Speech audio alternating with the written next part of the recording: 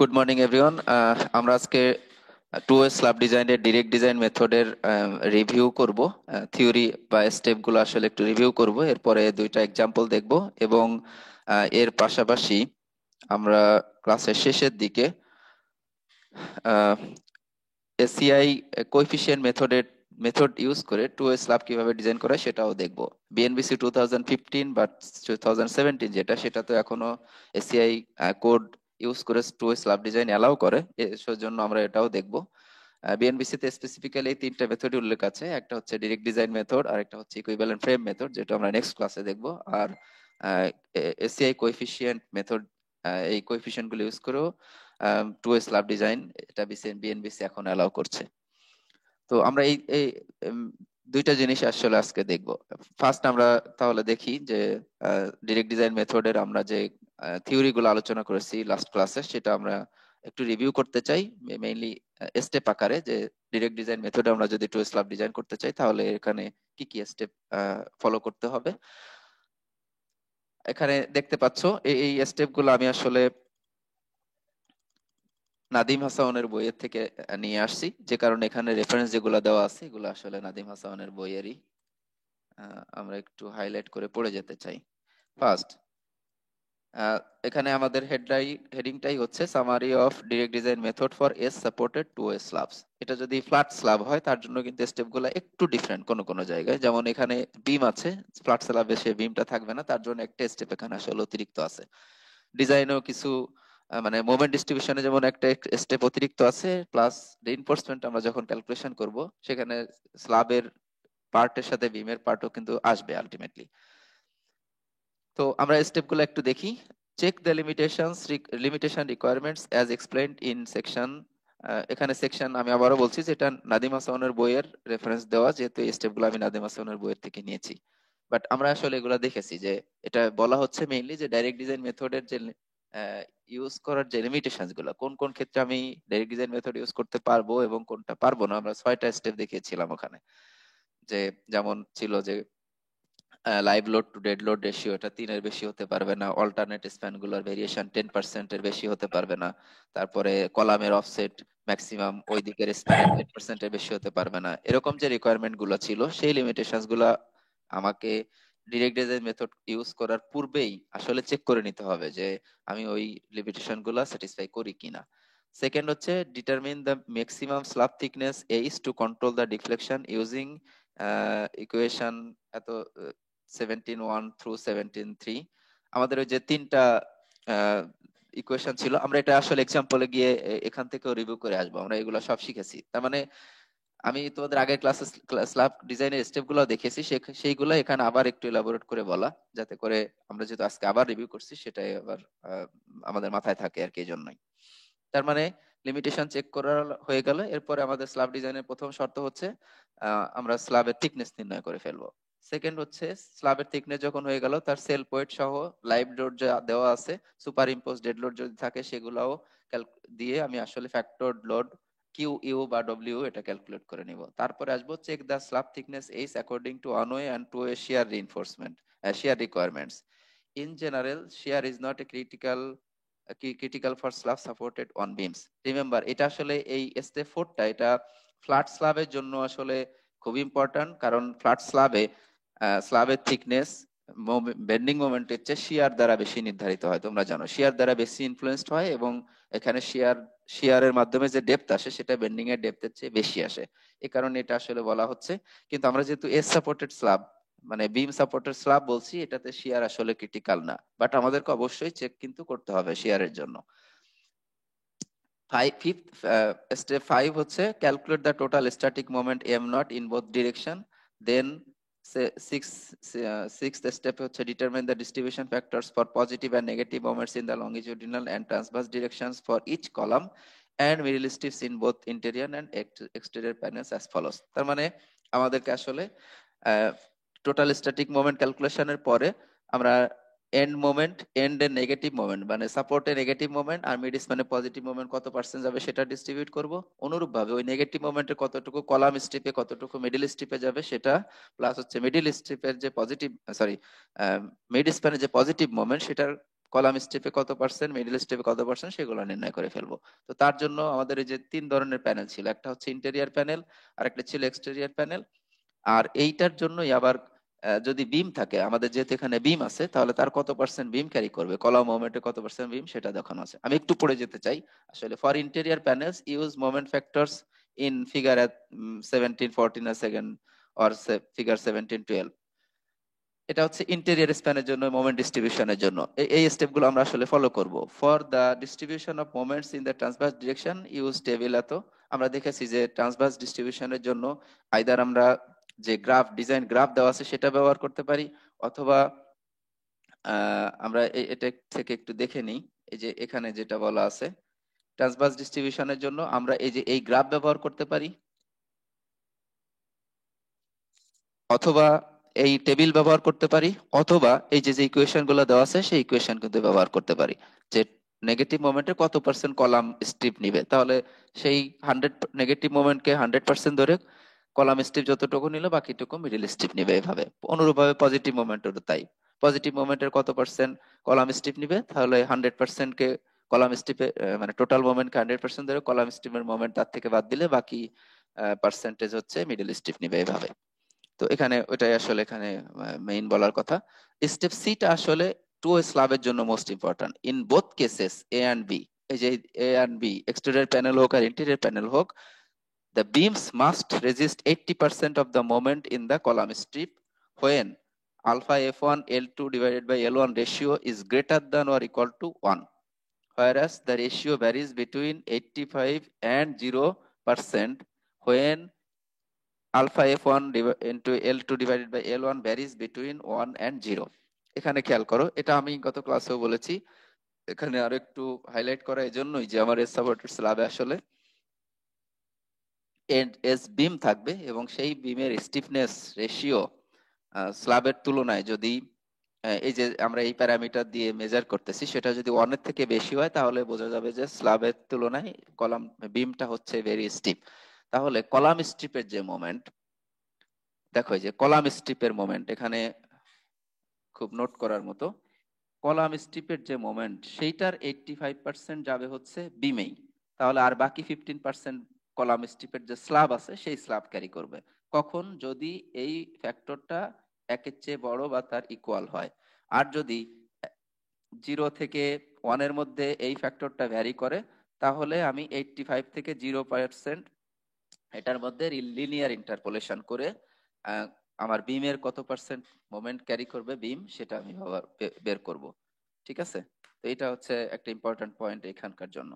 Seventh step হচ্ছে determine the steel reinforcement for all critical sections in the column strip, beam and middle strip, then extend the bars throughout the slab according to figure 17, 16।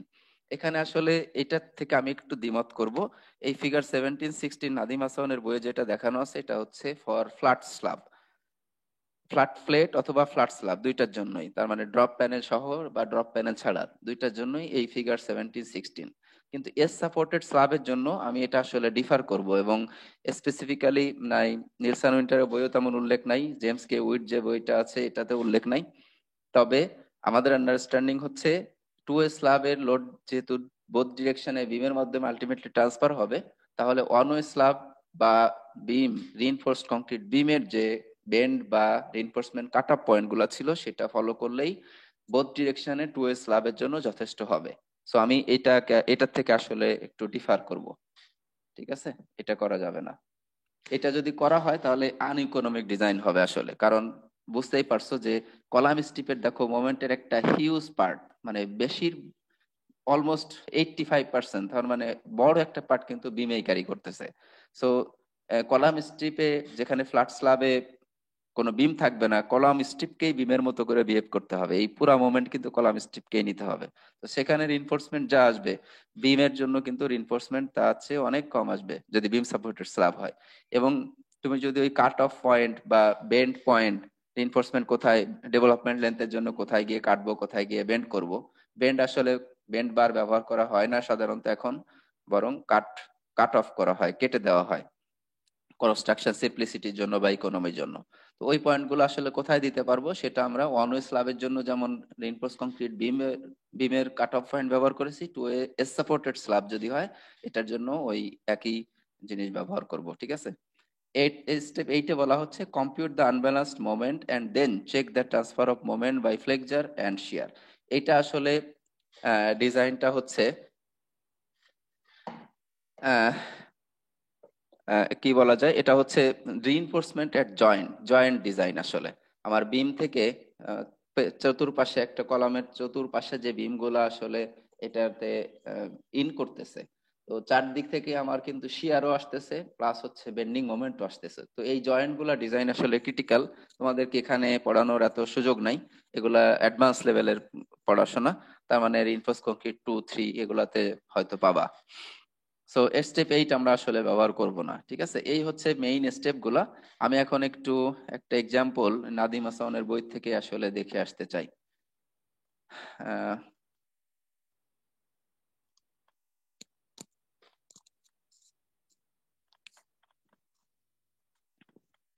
আমরা এই এক্সাম্পলটা দিয়ে শুরু করব।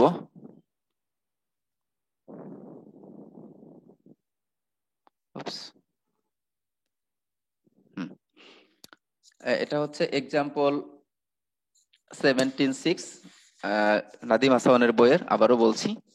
আমরা এটা একটু দেখতে চাই এবং এখানে কি বলা হচ্ছে দেখো, design and interior panel, remember interior panel of the two slab floor system shown in figure 17.7। তো এটা কোথাকার আমরা একটু দেখে আসি। আমি ফিগারটা তোমাদের দেখাবো 17.7। আমি একটু এখানে পড়ে যাই। The floor consists of 6 panels in each direction with a panel size of 24 by 20 feet। তার মানে প্রতি ডিরেকশনে কিন্তু 6টা করে প্যানেল আছে। তাহলে ডাইরেক্ট ডিজাইন মেথড যদি ব্যবহার করতে চাই, ইস ডিরেকশনে যে মানে মোর দ্যান টু থাকতে হবে, তার মানে মিনিমাম 3টা থাকতে হবে। এটা কিন্তু সেটা স্যাটিসফাই করে, বোথ ডিরেকশনে 6টা করে আছে। All panels are supported on 20 by 20 inch columns 12 feet long. The slabs are supported by beams along the column lines with the cross sections shown in that figure. Is a figure 17.7. The service live load is to be taken as 100 psf, and the service dead load consists of 22 psf of the floor finish in addition to the slab weight. Use normal weight concrete with F prime C equal to 3 ksi, Fy equal to 60 ksi, and the direct design method. তাহলে direct design method ব্যবহার করে আমাকে এটা design করতে হবে।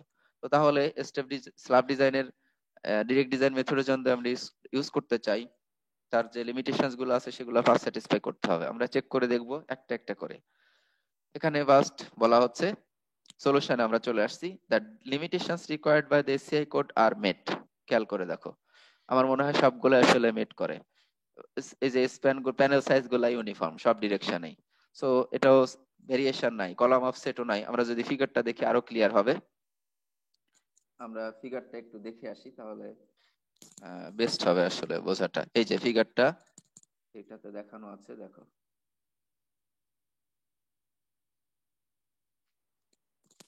Figure 17.7 example 17.2।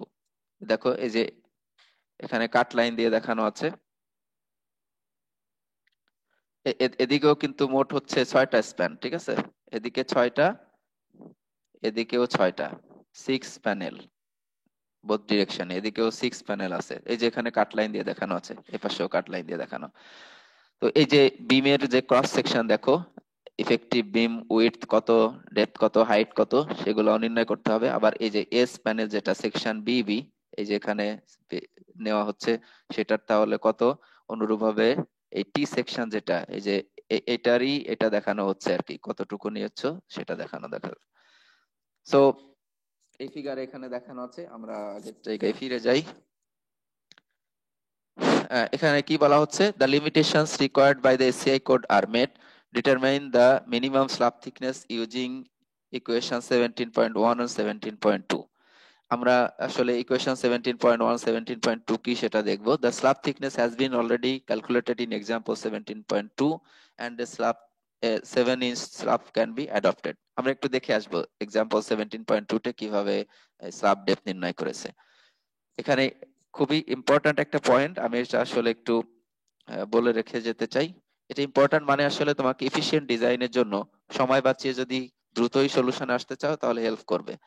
কি বলা হচ্ছে, generally the slab thickness on a floor system is controlled by,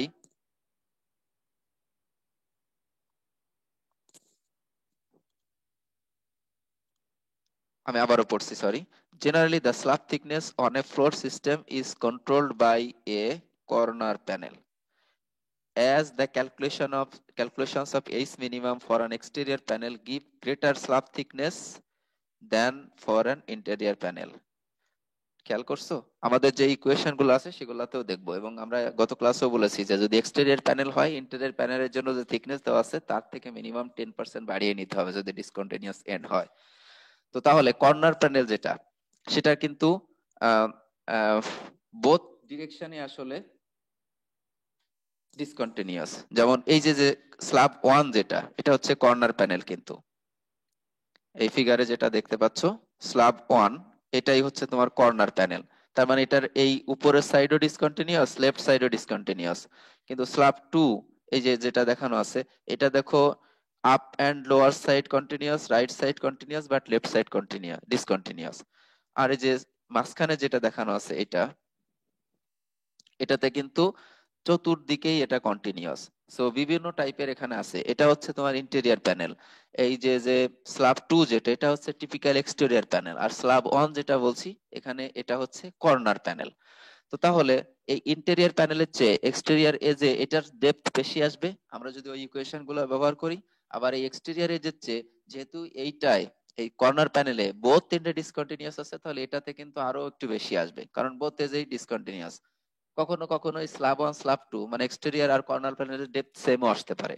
তবে আমরা মোস্ট ক্রিটিক্যাল যেটা সেটা নিয়ে নির্ণয় করব। আমি আবারও বলছি যে একটা ফ্লোর সিস্টেমে তোমার বিভিন্ন প্যানেলে স্ল্যাবের থিকনেস কিন্তু ডিফারেন্ট করা হয় না। এমন তুমি হতে পারে যে আমি এই স্ল্যাবের থিকনেস দিব 5 ইঞ্চ, এটার দরকার হচ্ছে 4 ইঞ্চ, তাহলে আমি এখানে 4 ইঞ্চ দিব। নো, এরকম করা হয় না। Throughout the whole area, আমি এভাবে বলবো যে বিল্ডিং এর পুরা প্ল্যানের যে এরিয়া আছে যেখানে স্ল্যাব আছে এক কথায়, সেই সমস্ত জায়গাতে কিন্তু একটা থিকনেসই প্রোভাইড করা হয়। তাহলে আমি ইকোনমিক ডিজাইনের জন্য এমন ভাবে থিকনেসটা নির্ণয় করব যাতে করে ডিফ্লেকশন কন্ট্রোলের জন্য আমার থিকনেস বেশি আসে, কিন্তু রিইনফোর্সমেন্ট আমার কম লাগে, সেটাতে আসলে ইকোনমি অর্জিত হয়। সো এই কর্নার প্যানেলেই আসলে, যেহেতু তোমার দুই এন্ডে ডিসকন্টিনিউয়াস, এখানে মোমেন্ট ফিক্সিটি কম থাকে, সে কারণে এখানে স্ল্যাবের থিকনেসও কিন্তু বেশি আসে। তো কর্নার প্যানেলকেই আসলে, কর্নার প্যানেল দিয়ে আমরা স্ল্যাবের যে মিনিমাম থিকনেস সেটা নির্ণয় করব। আর তার উপরে ডিপেন্ড করে অন্যান্য প্যানেলে তাহলে রিইনফোর্সমেন্ট নির্ণয় করব। সো এখানেও আরেকটা কথা আসলে পরে বললেও হয়, বাট আমার এখনই মনে হয় বলা উত্তম। তাহলে এখানে স্ল্যাব রিইনফোর্সমেন্ট, এখানে কর্নারের প্যানেলে স্ল্যাবের থিকনেস বেশি আসে, রিইনফোর্সমেন্ট যা আসলো তার লোডের জন্য সেটা আমরা প্রোভাইড করলাম। তো ইন্টেরিয়র প্যানেলে বলছি যে এক্সটেরিয়র প্যানেল বা কর্নার প্যানেলের তুলনায় তার থিকনেস রিকোয়ারমেন্ট হবে কম, কিন্তু আমরা কিন্তু তার রিকোয়ারমেন্টের চেয়ে বেশি থিকনেস প্রোভাইড করব, তাহলে নিশ্চয়ই রিইনফোর্সমেন্টে কিন্তু আমি সেভিংস আনতে পারবো। সো তুমি যদি এমন করো যে কর্নার স্ল্যাব একটা ডিজাইন করে তার যে থিকনেস সেটা সমস্ত জায়গাতে দিলাম, আবার কর্নার স্ল্যাবের যে রিইনফোর্সমেন্ট সেটাও এই মিডল প্যানেল গুলাতে ব্যবহার করলাম, তাহলে কিন্তু আনইকোনমিক ডিজাইন হবে।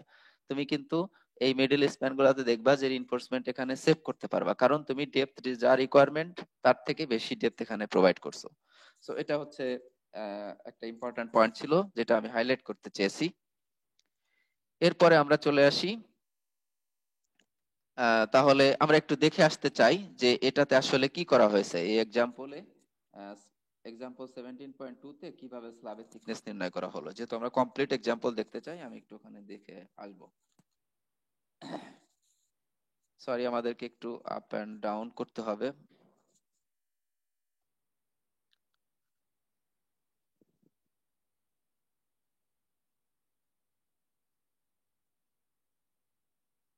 এটা এক্সাম্পল 17.3, আমরা উপরেরটা যাচ্ছি। হুম, এটাই। তাহলে এখানে কি বলা হচ্ছে, এই যে এই স্ল্যাবটাই আমাদের এই যে এখানে এদিকে স্প্যানও দেখানো আছে, দেখো, ঠিক আছে? না, এটা না, সরি, এটার পরেরটা, এই যে এই ফিগারটা, এটাই এখানে ক্রস সেকশনও দেখানো আছে, এবং তোমার আলটিমেটলি স্ল্যাব থিকনেস সিলেকশনের পরে নিউট্রাল অ্যাক্সিসও ক্যালকুলেট করে এখানে দেখো দেখানো আছে। আমরা একটু পড়ি। দ্য ফ্লোর সিস্টেম শোন in figure 77 consists of solid slabs and beams in two directions supported on 20-inch square columns. Using the SCI code equations, determine the minimum slab thickness required for an interior panel. Use f prime c equal to 3 ksi and fy equal to 60 ksi. এখানে লক্ষণীয়, এখানে কিন্তু বলা হচ্ছে interior প্যানেলের জন্য এটা depth নির্ণয় করতে, ঠিক আছে? তো ইন্টেরিয়র প্যানেলের জন্য আমরা নির্ণয় করব, কিন্তু অ্যাকচুয়ালি তোমাকে যখন এই ফুল প্যানেল ডিজাইন করবা তখন কিন্তু আসলে এক্সটেরিয়র যে কর্নার প্যানেল আর কি, সেটা দিয়ে নির্ণয় করতে হবে। তো ওখানকার লেখার কথাটা কি লেখা ছিল? আহ আমরা এটাতে এখানে চলে যাই, সরি।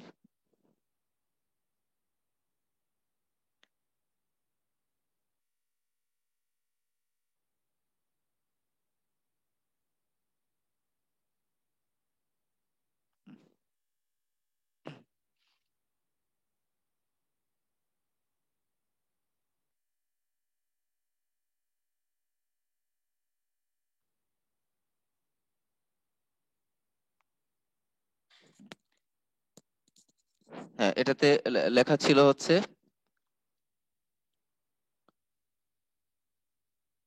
হ্যাঁ, এই কর্নার প্যানেলের জন্য করতে হবে, কিন্তু ওখানে যেটা অলরেডি করা আছে এই জন্য এখানে ডিরেক্ট আবার ক্যালকুলেশন করে দেখাই নাই, বাট তোমরা যখন ডিজাইন করবে প্র্যাকটিসিং ইঞ্জিনিয়ার হিসেবে তখন কিন্তু এটা করতে হবে।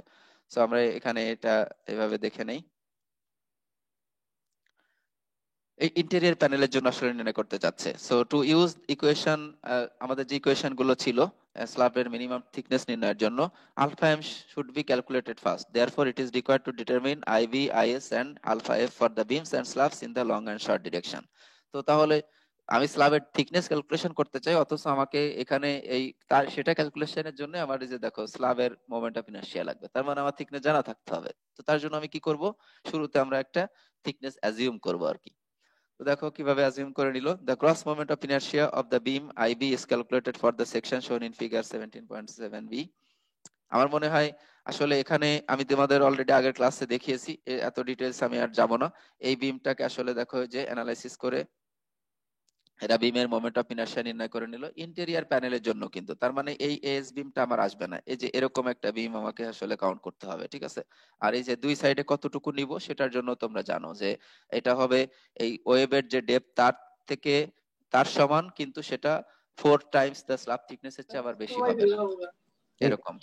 তো আমার বোথ সাইডে কতটুকু প্রজেকশন আসবে তার উপরে ডিপেন্ড করে এই ভ্যালুগুলো যে সব ক্যালকুলেশন করেছে, আর সেকশন অ্যানালাইসিস করে তার centroid plus moment of inertia তো নির্ণয় করেছে। তোমরা এগুলাতে খুব ভালো পারদর্শী, আমার মনে হয় তোমরা বুঝতে পারবে সহজে।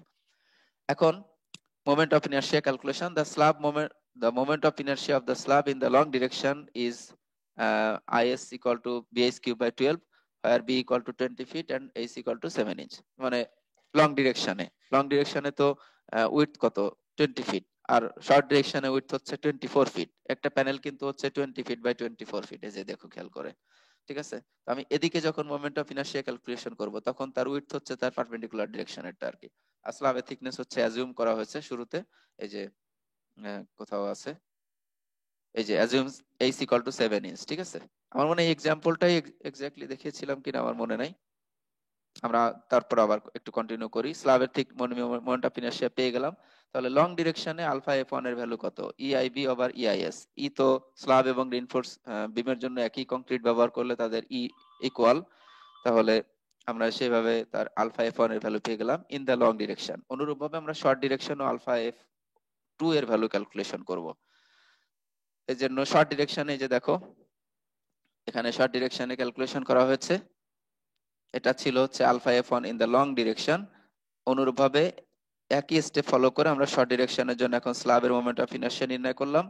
আর বিমের মোমেন্ট অফ ইনার্শিয়া তো বিমও আবার বোথ অল ফোর সাইডে বিমের সাইজও সেম, তাহলে আমি সেখান থেকে alpha F two in the short direction পেয়ে গেলাম।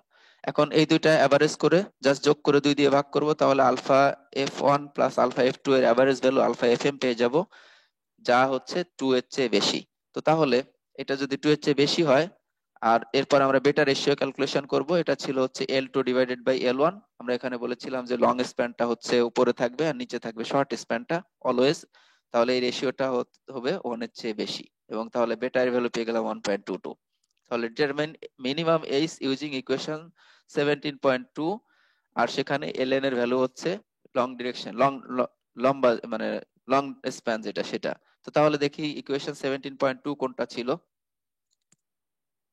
ইকুয়েশন 17.2 যদি দেখে আসতে চাই,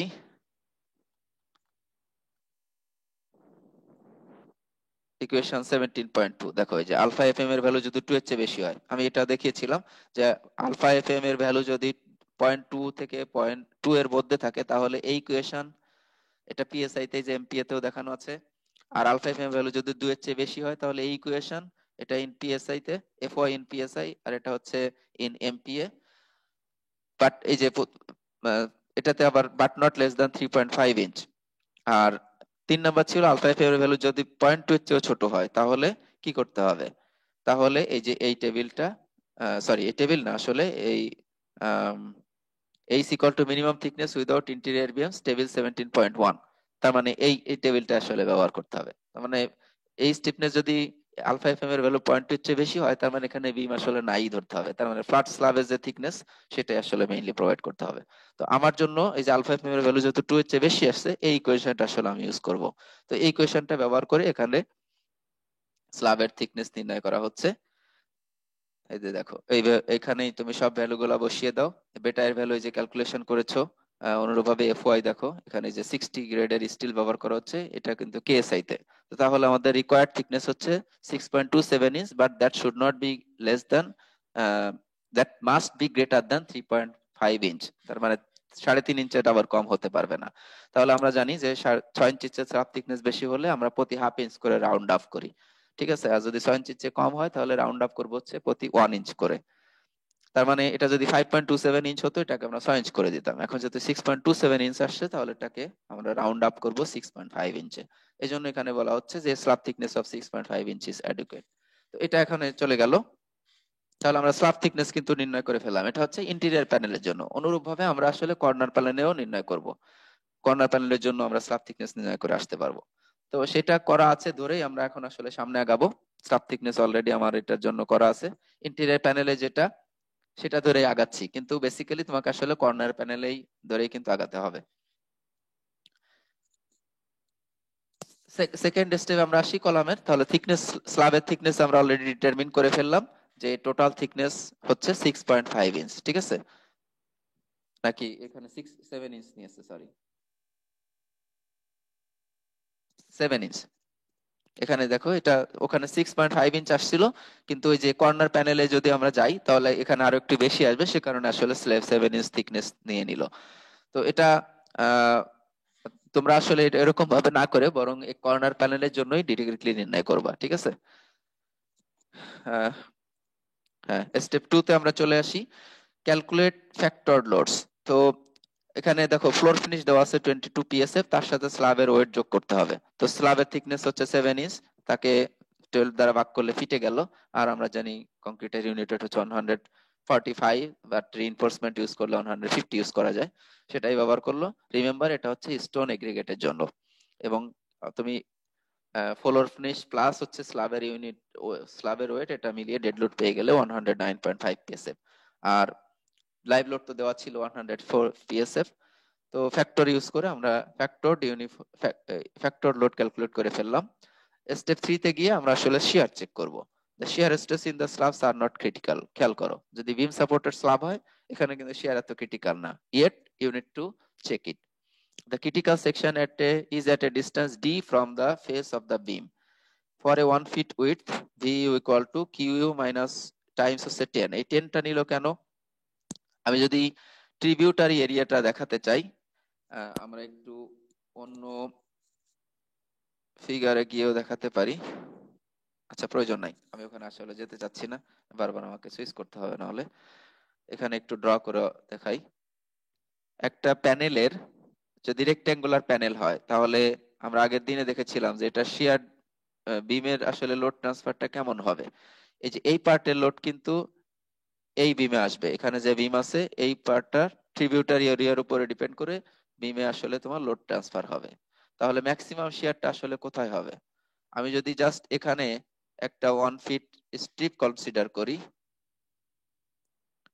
এখানে জাস্ট 1 ফিটের একটা স্ট্রিপ কনসিডার করলাম, তাহলে এই থিকনেসটা হচ্ছে আমার মোট হচ্ছে এইদিকে ডাইমেনশন 20 ফিট, তাহলে এটুকু হচ্ছে আমার 10 ফিট। আর 10 ফিট থেকে আমি বিমের ফেস থেকে আসলে স্ল্যাবের যে থিকনেস বা ডি যত দূরে আছে তত দূরে আসলে ক্রিটিক্যাল সেকশন নিব। সো এখানে এইভাবে ক্যালকুলেশন করেছে, দেখো 10 মাইনাস হাফ বিম উইডথ। 10 ফিট কিন্তু বিমের সেন্টার থেকে সেন্টার, ওই যে 20 ফিট যেটা এটা হচ্ছে বিমের সেন্টার থেকে সেন্টার, তাহলে হাফ বিম উইডথ আমার এক পাশ থেকে বাদ দিতে হবে। তাহলে আমি কলামে বিমের শেষে আসবো, তার থেকে আবার যদি হাফ মানে ডি বাদ দেই তাহলে হচ্ছে ক্রিটিক্যাল সেকশন আমি শেয়ার পেয়ে গেলাম। সেভাবে এরা করেছে আসলে, দেখো। তো 7 ইঞ্চ থিকনেস হচ্ছে স্ল্যাবের, আর ডি তাহলে আমরা জানি যে সাধারণত স্ল্যাবে 3/4 ইঞ্চ ক্লিয়ার কভার রাখা হয়, আর রিনফোর্সমেন্ট সাধারণত 12 মিলিও যদি ব্যবহার করা হয় অলমোস্ট 1/4 ইঞ্চ হচ্ছে তার হাফ ডায়ামিটার। সো এই মিলিয়ে টোটাল 3/4 ইঞ্চ আর হাফ 1/4 মিলিয়ে মোট 1 ইঞ্চ বাদ দিলেই ইফেক্টিভ ডেপথ স্ল্যাবের জন্য পেয়ে যায়। সো এখানে এই জন্য 6 ইঞ্চ নিয়েছে, এই যে 6 ইঞ্চটা ওইভাবে আসছে আর কি। ঠিক আছে। আর বিমের সাইজ তো বলাই ছিল 16 ইঞ্চ বাই 24 ইঞ্চ সম্ভবত, তো সেটা বাদ দিলাম, 12 দ্বারা ভাগ করেছে আসলে ফিটে নেওয়ার জন্য। তো এখানে শেয়ার আমি পেয়ে গেলাম। আর আমরা জানি 2 এর শেয়ার এর রেজিস্ট্যান্স কংক্রিট অনলি কত 5 ইসি, যেটা পিভিসি হচ্ছে 2 square root of F prime CVD, আর নর্মাল স্ট্রেন্থ কংক্রিটের জন্য ল্যামডা এর ভ্যালু এখানে 1, এবং নর্মাল স্ট্রেন্থ কংক্রিট বলেই দেওয়া আছে। আর স্ল্যাবের শেয়ারের জন্য ফি এর ভ্যালু হচ্ছে 0.75। তো এখানে আমরা দেখলাম যে কংক্রিট অ্যালোন স্ল্যাবের যে 1 ফিট উইডথের একটা কংক্রিট সেটা কতটুকু নিতে পারে, এই যে দেখো 1 ফিট উইডথের নিয়েছে, কিন্তু এখানে আমরা 1 ফিট উইডথের জন্যই ক্যালকুলেশন করেছি। তো তাহলে কংক্রিটের যে শিয়ার ক্যাপাসিটি সেটা হচ্ছে 6.3 কিপ, অথচ শিয়ার এই স্ল্যাবের ক্রিটিক্যাল সেকশনের ডিমান্ড হচ্ছে 2.5 কিপ, তার মানে আমার কিন্তু শিয়ার ক্রিটিক্যাল না। রিমেম্বার, যদি ফ্ল্যাট স্ল্যাব হতো তার মানে আমার বিম থাকতো না এখানে। টু ওয়ে স্ল্যাবে ওয়ান ওয়ে বিম শিয়ারের চেয়ে টু ওয়ে পাঞ্চিং শিয়ার তোমরা পরে পড়বা, সেটা কিন্তু ক্রিটিক্যাল হতো। অনেক সময় স্ল্যাবের থিকনেস এই শিয়ার দিয়ে আসলে ডিটারমাইন করা হবে, কারণ আমরা সাধারণত স্ল্যাবের শিয়ার রিইনফোর্সমেন্ট প্রোভাইড করি না। আবার যদি ডেপথ লিমিটেশন থাকে, মানে শেয়ারের জন্য হয়তো রিকোয়ারমেন্ট হচ্ছে 7 ইঞ্চ, কিন্তু আমি 5 ইঞ্চির বেশি দিতে রাজি না, সেক্ষেত্রে আমরা শেয়ার রিইনফোর্সমেন্ট ব্যবহার করি স্ল্যাবে, ফ্ল্যাট স্ল্যাবে। তো স্পেশাল শেয়ার রিইনফোর্সমেন্ট আছে, সেটা ব্যবহার করা হয়, আমাদের আসলে সেগুলো আলোচনার বিষয় না। তাহলে তারপরের স্টেপে আমরা যাব। আমরা তাহলে স্ল্যাবের শেয়ার চেক করলাম, এবং আমরা যে থিকনেস সিলেক্ট করেছি তা কিন্তু শেয়ারে okay. Calculate the total static moment in the long and short directions.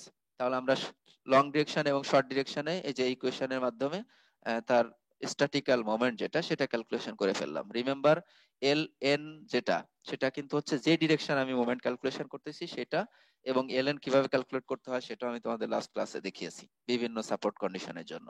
তো বোথ ডিরেকশনে করে দেখলাম। এখন এখানে একটু খেয়াল করে দেখো, আমি বলেছিলাম যে আমার যে uniformly distributed load on a slab যেটা হচ্ছে কিউ ইউ, সেটার 100%ই শর্ট ডিরেকশনে যাবে, আবার 100%ই লং ডিরেকশনে যাবে। আমরা কিন্তু এখানে দেখো সেই কিউ ইউ এর 100%ই এখানে নিয়েছি, এখানে আর কম বেশি করি নাই। বাট দুই ডিরেকশনে কিন্তু স্প্যান ছোট বড় হয়, দেখো মোমেন্ট হচ্ছে ডিফারেন্ট। দেখো লং ডিরেকশনে তাহলে কিন্তু বেশি মোমেন্ট আসবে, শর্ট ডিরেকশনে কিন্তু কম মোমেন্ট আসবে। তাহলে বুঝতেই পারছো যে যে ডিরেকশনে মোমেন্ট বেশি, আমার রিইনফোর্সমেন্ট আসলে সেই ডিরেকশনে যদি বটমে মানে পজিটিভ জোনে বটমে এবং নেগেটিভ জোনে টপে প্রোভাইড করি তাহলে কিন্তু বেশি ইফেক্টিভ ডেপথ পাবো, এবং সেটার রেজিস্ট্যান্সও বেশি আসবে। তাহলে আমার যেহেতু লং ডিরেকশনে বেন্ডিং মোমেন্ট বেশি, খেয়াল করো লং ডিরেকশনে বেন্ডিং মোমেন্ট বেশি, আমার যদি ফ্ল্যাট প্লেট বা ফ্ল্যাট স্ল্যাব হয় তাহলে কিন্তু আমি লং ডিরেকশনেই আমার পজিটিভ জোনে বটমে এবং নেগেটিভ জোনে টপে রিইনফোর্সমেন্ট প্রোভাইড করব, আর ক্রস ডিরেকশনে বা পারপেন্ডিকুলার ডিরেকশনে রিইনফোর্সমেন্ট তাহলে ইনার সাইডে থাকবে। কিন্তু এখানে কথা হচ্ছে এস সাপোর্টেড স্ল্যাব যদি হয়, ওয়ান ওয়ে এস সাপোর্টেড স্ল্যাবে তোমরা দেখেছো যে মেন লোডটা অনলি শর্ট এক ডিরেকশনে ট্রান্সফার হয়। এখানেও আমার এই এস সাপোর্টেড স্ল্যাবের জন্য লং ডিরেকশনে কিন্তু বেন্ডিং মোমেন্ট বেশি আসছে, বাট এটার মেজর পোর্শন কিন্তু আসলে বিম ট্রান্সফার করবে, দেখবা বিমে চলে যাবে, স্ল্যাবে কিন্তু খুব বেশি ট্রান্সফার হবে না।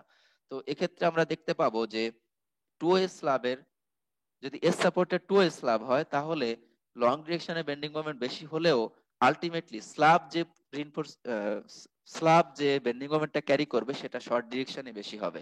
অতএব রিইনফোর্সমেন্টের শর্ট ডিরেকশনের যে রিইনফোর্সমেন্ট সেটা আমি বটমে, মানে পজিটিভ জোনে বটমে এবং নেগেটিভ জোনে টপে প্রোভাইড করব।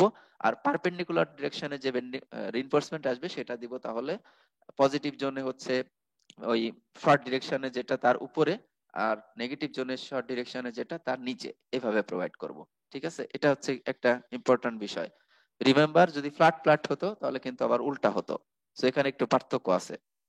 ফ্ল্যাট প্লেট বা ফ্ল্যাট স্ল্যাব যেটা আর কি, বিম বিম বিমলেস বা কলাম সাপোর্টেড স্ল্যাবের জন্য লং ডিরেকশনের রিইনফোর্সমেন্টই নিচে রাখা হয় বা উপরে রাখা হয়, আর পারপেন্ডিকুলার ডিরেকশন এগুলা তার ইনার সাইডে আর কি থাকে। আর কিন্তু এস সাপোর্টেড টু এ স্ল্যাবও যদি হয় তাহলে শর্ট ডিরেকশনের রিইনফোর্সমেন্টই পজিটিভ জোনে বটমে থাকবে, আর পারপেন্ডিকুলার ডিরেকশনেরটা তার উপরে বসবে। অনুরূপভাবে নেগেটিভ মোমেন্ট জোনে আমার শর্ট ডিরেকশনের রিইনফোর্সমেন্টই টপে থাকবে, আর তার নিচে বসবে হচ্ছে লং পারপেন্ডিকুলার ডিরেকশনের রিইনফোর্সমেন্ট। সো এটা আসলে একটু ক্রিটিক্যাল এবং মনে রাখার জন্য আহ, মনে রাখাটা জরুরি। আমরা পরের স্টেপে যাচ্ছি। Calculate the design moments in the long direction L1 equal to 24 feet. তাহলে এখন আমরা বোথ ডিরেকশন আমি স্ট্যাটিক্যাল মোমেন্ট পেয়ে গেছি। এখন আমি negative moment, positive moment, column strip, bending, middle strip moment সব ভাগ করে দিতে চাই। তো আমরা ফার্স্ট কলাম স্ট্রিপের লং ডিরেকশনে করি। আমরা লং ডিরেকশনেরটা ফার্স্ট হচ্ছে ডিস্ট্রিবিউট করতে চাই। তো তাহলে পরের স্টেপে আমরা চলে আসি। এখানে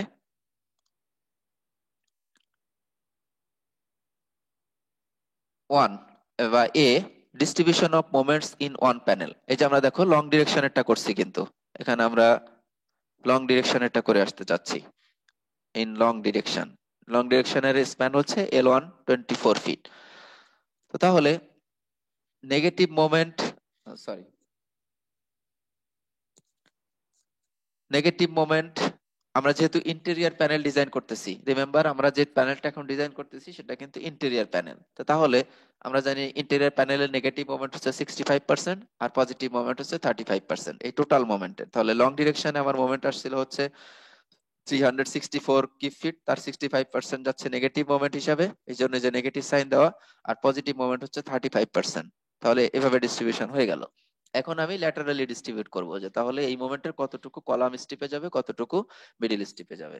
আমি যদি এখানে একটু ফিগার এঁকে দেখাতে চাই, দেখো আমরা একটা মোমেন্টকে কিভাবে আসলে কলাম স্টিপে দিব, মিডিল স্টিপে দিব। তো আমরা জানি যে শর্ট ডিরেকশনের যে স্প্যান, তার L/4 হচ্ছে একটা কলাম স্টিপের উইডথ হবে, তাই না? তাহলে এটাকে আমরা এইভাবে যদি ভাগ করে ফেলি, আমার এটা হচ্ছে মিডল স্টিপ এম, আর এটা হচ্ছে কলাম স্টিপ, এটাও একটা কলাম স্টিপ। তো এই টোটাল মোমেন্ট আমি লং ডিরেকশনে আমার total bending moment M nought calculation করে ফেলেছি। তো তার কতটুকু আসলে আমার এই যে নেগেটিভ বেন্ডিং মোমেন্ট, আমি এখানে যদি এখন ফিগার আকারে দেখতে চাই, এই টোটাল স্ট্যাটিক মোমেন্টটা আমি ক্যালকুলেশন করে ফেলেছি। এই টোটাল হাইট যেটা, সেটাই হচ্ছিল আমার হচ্ছে এম নট। তাহলে এর কতটুকু এখন এই যে নেগেটিভ মোমেন্ট 65%, 65% সেটা নির্ণয় করে ফেলেছি। এদিকেও তাহলে ওই 65% আসছে। আর কতটুকু পজিটিভ মোমেন্ট, এই যে নিউট্রাল অ্যাক্সিস যদি এইটা হয়, তাহলে পজিটিভ মোমেন্টে যে এইখানে কতটুকু মিড স্প্যানে পজিটিভ মোমেন্ট, সেটা হচ্ছে আমার এই যে 35% আসছে, কিন্তু 0.35 of am not, 65% of am not, এভাবে আসছে। এখন এই মোমেন্ট তাহলে আমি জাস্ট নেগেটিভ জোনে, তার মানে এই আমি এরকম ভাবে যদি ভাগ করে ফেলি, এই নেগেটিভ জোনের মোমেন্ট কত, কলাম পজিটিভ জোনের মোমেন্ট এই throughout the whole with L2 কত, সেটা আমি পেয়ে গেলাম। এখন এই মোমেন্টের কতটুকু আসলে এই কলাম স্ট্রিপে, যে এই অংশে কতটুকু যাবে, মিডিল স্ট্রিপে আসলে কতটুকু যাবে, আর এই পাশের এই কলাম স্ট্রিপে কতটুকু যাবে, সেটা আমি এখন L2 বরাবর ভাগ করতে চাই অ্যাক্রস ডিরেকশনে। তো তার জন্য আমরা এখন এখানে কি করতে পারি, দেখো সেটা নির্ভর করে আসলে কি কি বিষয়ের উপরে। আমরা দেখেছিলাম যে একটা হচ্ছে L2/L1 রেশিও, আর একটা ছিল হচ্ছে আলফা L2/L1, এটা মানে আলটিমেটলি এইটাই, প্লাস হচ্ছে আরেকটা রেশিও ছিল বেটা টি, ওটা হচ্ছে এক্সটেরিয়র স্প্যানের জন্য। তো আমরা সেটা, আমাদের যেহেতু এটা ইন্টেরিয়র স্প্যান, ইন্টেরিয়র প্যানেল, ওইটার জন্য ওই যে বেটা টি টরশনাল রিজিডিটি যেটা এক্সটেরিয়র প্যানেল থেকে আসবে, সেটা এখানে আসবে না কিন্তু। তো ইন্টেরিয়র প্যানেলের জন্য আসলে মেইনলি ডিপেন্ড করবে হচ্ছে এই রেশিওটার উপরেই। তো আমি L2/L1 ফার্স্ট নির্ণয় করে নিলাম। L2 যে ডিরেকশনে, আমরা লং ডিরেকশনে যেহেতু করতেছি, লং ডিরেকশনে L1 এর ভ্যালু হচ্ছে 24 আর L2 হচ্ছে তাহলে তার পারপেন্ডিকুলার ডিরেকশনেরটা, সেটা হচ্ছে 20 ফিট। রেশিওটা পেয়ে গেলাম। আমরা এই যে আলফা F1 এর ভ্যালু, এটা হচ্ছে শর্ট ডিরেকশনে, আলফা এস মানে স্ল্যাব না, আলফা এস মানে আলফা শর্ট ডিরেকশনে, এটা নির্ণয় করে নিয়ে এসেছিলাম। EIB/EIS এটা হচ্ছে 3.27। রিমেম্বার আমাদের ওই আগের যেটা ছিল ওখানে কিন্তু 2.7 বা সামথিং ছিল, কিন্তু এখানে স্ল্যাব থিকনেস কিন্তু বেশি, 6.5 ইঞ্চের জায়গায় বা 6 ইঞ্চের জায়গায় এখানে কিন্তু 7 ইঞ্চ দেওয়া হয়েছে। সো নাকি সেম, যাই হোক, এখানে যেটা ভ্যালু ক্যালকুলেশন করা হলো বিমের আর হচ্ছে স্ল্যাবের মোমেন্ট অফ ইনার্শিয়া নির্ণয় করে 3.27, আর তার সাথে আলফা F1 L2/L1 গুণ করলে আমরা পেয়ে যাচ্ছি আলফা F1 L2/L1 রেশিও হচ্ছে 2.71, যা আসলে একের থেকে বেশি। তাহলে এখন এর বেসিসে তাহলে কলাম স্ট্রিপে কতটুকু মোমেন্ট আসছে আর স্ল্যাব স্ট্রিপে কতটুকু মোমেন্ট আসছে আমরা নির্ণয় করে নিব। Distribute the negative moment Mn কিভাবে করব, এইটার উপরে ডিপেন্ড করে। The portion of the negative interior moment to be resisted by the column strip is obtained from table 17.3 by interpolation and is equal to 80% for L2 divided by LT3 L1 and alpha F1 times L2 divided by L1 greater than 1। আমরা একটু দেখে আসতে চাই table থেকে বা ওই graph থেকে, আমরা একটু দেখে আসি।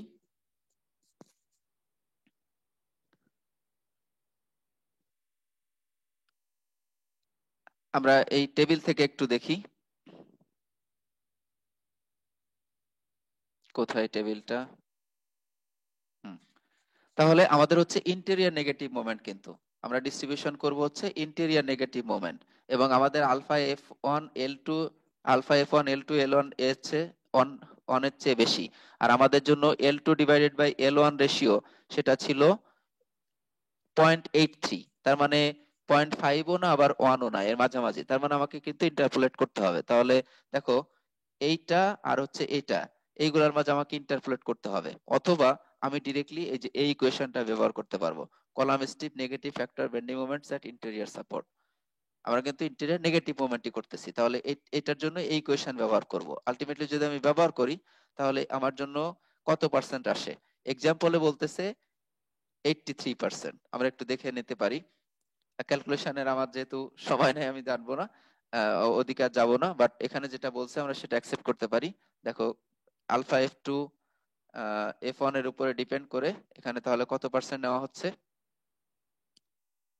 কলাম স্ট্রিপ মোমেন্ট হচ্ছে 80% নিয়েছে, কলাম স্ট্রিপ মোমেন্ট নিয়েছে 80%। আমি যদি একটু ক্যালকুলেট করেও দেখাতে চাই, আমি তোমাদের ক্যালকুলেশন করে দেখাতে পারি। সরি, আমি একটু ক্যালকুলেশন করে দেখি যে 80% আসে কিনা, বা ইন্টারপোলেট করেও দেখতে পারি। ঠিক আছে, তো আমি এই ইকুয়েশনটা দিয়ে একটু ক্যালকুলেশন করে দেখি। 1 মাইনাস 0.83 টাইমস হচ্ছে 3.27 আসছিল সম্ভবত, টাইমস 30 প্লাস হচ্ছে 75।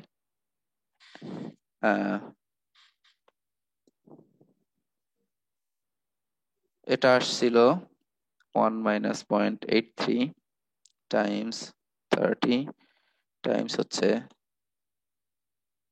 3.27 16 75।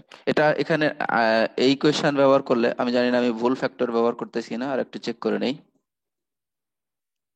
আলফা F1 F2 এর ভ্যালু কত আসছে, 2.71, আমি বেশি ব্যবহার করতেছিলাম, সরি। 3.27 টাইমস হচ্ছে 2.71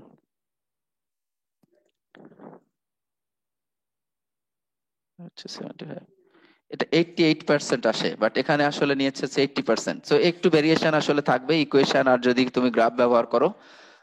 আমরা আসলে এখানে তুমি যেটা ব্যবহার করো দ্যাটস কারেক্ট, তুমি ইকুয়েশন ব্যবহার করলে ভুল আর টেবিল ব্যবহার করলে সঠিক সেটা না, তুমি যেটাই ব্যবহার করো সবগুলোর অ্যাকসেপ্টেন্স আছে, ঠিক আছে। সো গ্রাফ, টেবিল অথবা যে ইকুয়েশন যেটাই ব্যবহার করো না কেন, সবই ওকে।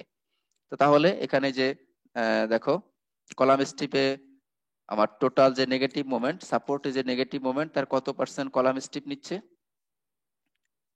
80% নিচ্ছে হচ্ছে কলাম স্ট্রিপ। এই যে সাপোর্টের যে নেগেটিভ মোমেন্ট ছিল 236.16 কিপস, তার 80% নিচ্ছে কলাম স্ট্রিপ, তাহলে বাকি 20% নিবে হচ্ছে মিডল স্ট্রিপ। তো এটা হলো তোমার নেগেটিভ মোমেন্টের ডিস্ট্রিবিউশন হয়ে গেল। এখন এরপরে কিন্তু আরেকটা কথা ছিল, যে আমার যেহেতু এখন কলাম স্ট্রিপের মধ্যেই আসলে বিম আছে, সেই বিম কিন্তু এই কলাম স্ট্রিপের যে মোমেন্ট, যদি আলফা F1 F, এই যে এই রেশিওটা যদি একের চেয়ে বেশি হয়, তাহলে এই কলাম স্ট্রিপের মোমেন্টের 85% কিন্তু বিম নিয়ে নিবে। ঠিক আছে? তাহলে দেখি আমরা, because alpha F1 L2 divided by L1 is greater than 1, the ACI code section 13.6.5 indicates that 85% of the moment in the column strip is assigned to the beam and the balance of 15% is assigned to the slab in the column strip. তাহলে বিমে কতটুকু moment নেবে? এই column স্ট্রিপে যে moment আসলো 189.13 keep fit, তার 85% নিয়ে নিবে বিম, আর বাকি 15% নিবে হচ্ছে কলাম স্ট্রিপের যে স্ল্যাব আছে সেটা। আর মিডিল স্ট্রিপের মোমেন্ট তো 47.313 কিপ, এটা আসলোই। তাহলে আলটিমেট ডিস্ট্রিবিউশন হলো কিন্তু এই যে এই তিনটা আর কি। ঠিক আছে? আমার আলটিমেটলি মোমেন্ট আসলো এই যে কলা বিমে আসলো এতটুকু, কলাম স্ট্রিপের স্ল্যাব নিবে এতটুকু, আর মিডিল স্ট্রিপের স্ল্যাব নিবে এতটুকু। তাহলে দেখো, কলাম স্ট্রিপের যে মোমেন্ট আসছিল তার গ্রেটার একটা পার্ট কিন্তু বিম নিয়ে নিচ্ছে, কিন্তু ফ্ল্যাট স্ল্যাবে যেখানে যে বিম থাকবে না, সেখানে কিন্তু কলাম স্ট্রিপ যেটা, সেটাকে এই ফুল মোমেন্টই নিতে হবে। তো এই হচ্ছে নেগেটিভ মোমেন্ট ডিস্ট্রিবিউশন হয়ে গেল। এখন আমি পজিটিভ মোমেন্ট ডিস্ট্রিবিউট করব। আমি কিন্তু এখনো লং ডিরেকশনে আছি। লং ডিরেকশন এখন পজিটিভ মোমেন্টের কতটুকু কলাম স্ট্রিপ নেবে, কতটুকু মিডল স্ট্রিপ নেবে, সেটাও ডিস্ট্রিবিউট করব। The portion of the interior positive moment to be resisted by the column strip is obtained from table 17.3 by interpolation and is equal to 80%. ওই একইভাবে আমরা এই যে ইকুয়েশন থেকে, টেবিল থেকে অথবা গ্রাফ থেকে অথবা ইকুয়েশন থেকে নির্ণয় করব। মিডল স্ট্রিপের জন্য এই রেশিওর কারণে 80% of its positive moment will be carried by the column strip and remaining 20% will be carried by the middle strip. ঠিক আছে? এখানেও একইভাবে এই কলাম স্ট্রিপের পজিটিভ মোমেন্টের কলাম স্ট্রিপের কত পার্সেন্ট আবার বিম নিয়ে নিবে, সেটাও ওই একইভাবে আসতেছে। যেহেতু আমার বিমের স্টিফনেস স্ল্যাবের তুলনায় অনেক বেশি, তার মানে যে এই রেশিও দিয়ে আমরা যেটা এক্সপ্রেস করতেছি, তাহলে এখানেও কলাম স্ট্রিপের যে পজিটিভ মোমেন্ট তার 85% বিম নিয়ে নিবে, আর বাকি 15% কলাম স্ট্রিপের স্ল্যাব নিবে। আর মিডিল স্ট্রিপের পজিটিভ মোমেন্ট তো ওই এটার ডিস্ট্রিবিউশন হচ্ছে না, সেটা যেটা পেয়েছি ওটাই থাকতেছে। তো তাহলে এভাবে আমরা মোমেন্ট পেয়ে গেলাম। আর এই মোমেন্ট গুলো আসলে দেখো নিচের ফিগারে দেখানো আছে। তো তাহলে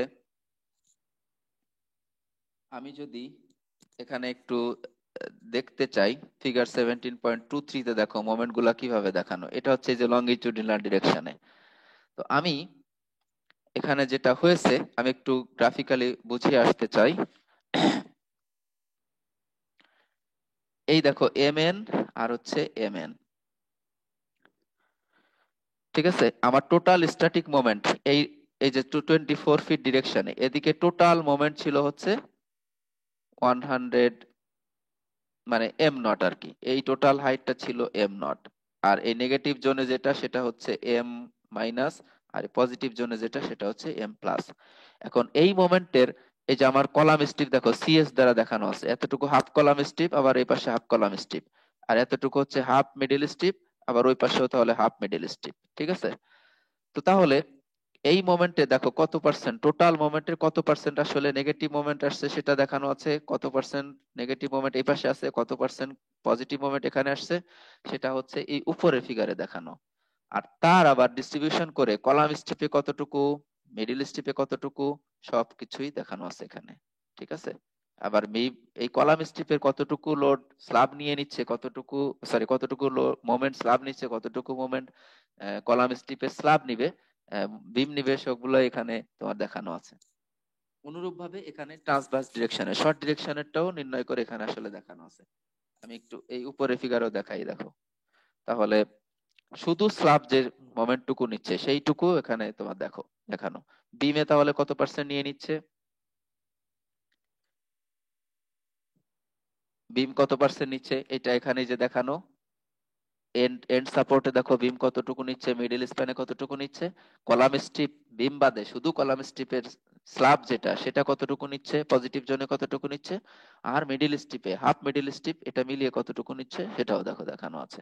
তো এভাবে আমরা গ্রাফিক্যালিও দেখাতে পারি যদি দেখাতে চাই। এখন হচ্ছে লং ডিরেকশন আমরা তাহলে মোমেন্ট ডিস্ট্রিবিউশন করে ফেললাম, আমার টোটাল মোমেন্ট ভাগ করে ফেলেছি। এখন আমরা শর্ট ডিরেকশনও একই কাজই করব। তাহলে আমাকে শর্ট ডিরেকশনে মোমেন্ট ডিস্ট্রিবিউশনে আসতে হবে। এই স্টেপ 6 এ দেখো সেটাই করা আছে, calculate the design moment in the short direction, span হচ্ছে 20 feet. The procedure is similar to step 5। আমরা আগেরটা যা করেছি এখানেও তাই করতে হবে, একই স্টেপ ফলো করে টোটাল মোমেন্টের নেগেটিভ মোমেন্ট পজিটিভ মোমেন্টে ভাগ করে ফেললাম 65-35%। তারপরে আমরা চলে আসি এখানে, আমরা টেবিলে পরে দেখব distribution of mn and mp to positive beam column and middle strip. তো সেটার জন্য আমরা alpha f1 alpha f2 l2 divided by l1 এটা ক্যালকুলেশন করব। তো এখানে খেয়াল করো এখন কিন্তু আমার l2 টা হচ্ছে পারপেন্ডিকুলার ডিরেকশন যেটা সেটা, এখানে আমাকে এডিট করতে দিচ্ছে না।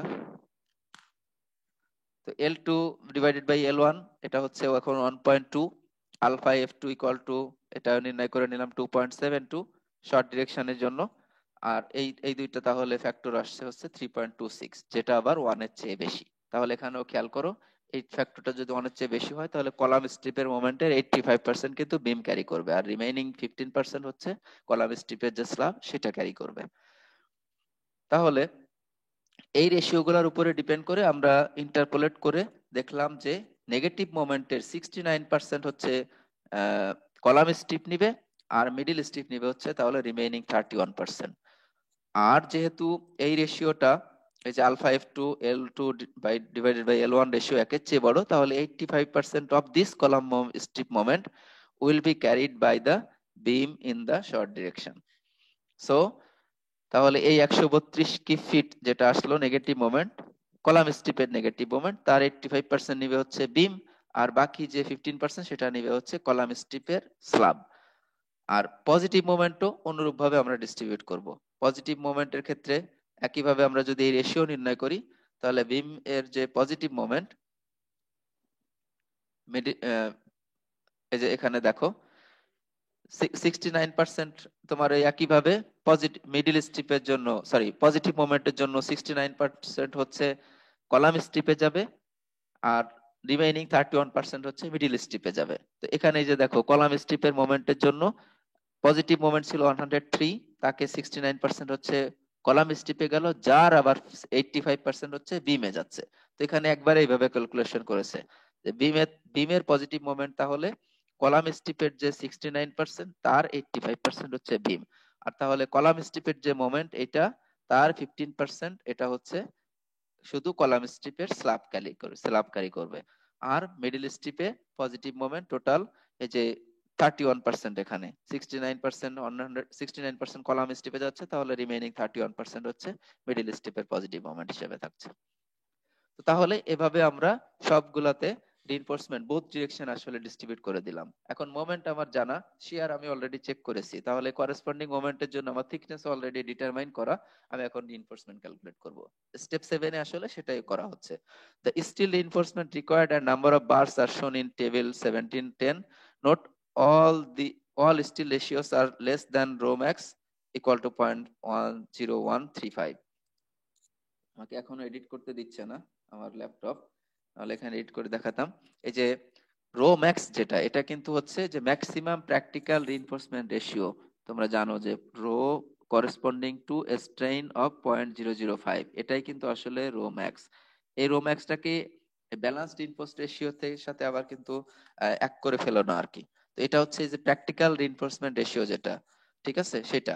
তো স্ল্যাবে সবার সাধারণতই এটা এই রো ম্যাক্স যেটা মানে আন্ডার ইনফোর্স ডিজাইনের জন্য আমি বলবো, বা tension control design, under enforce না টেনশন কন্ট্রোল ডিজাইন যদি আমি চাই, তাহলে অবশ্যই রিইনফোর্সমেন্টে স্ট্রেন 0.005 এর চেয়ে বেশি হতে হবে। তো স্ট্রেন যদি 0.005 হয় তার করেসপন্ডিং যে রিইনফোর্সমেন্ট রেশিও সেটা এই স্ল্যাবের জন্য কত আমরা নির্ণয় করতে পারি, এটার জন্য ফর্মুলাও আছে, ঠিক আছে।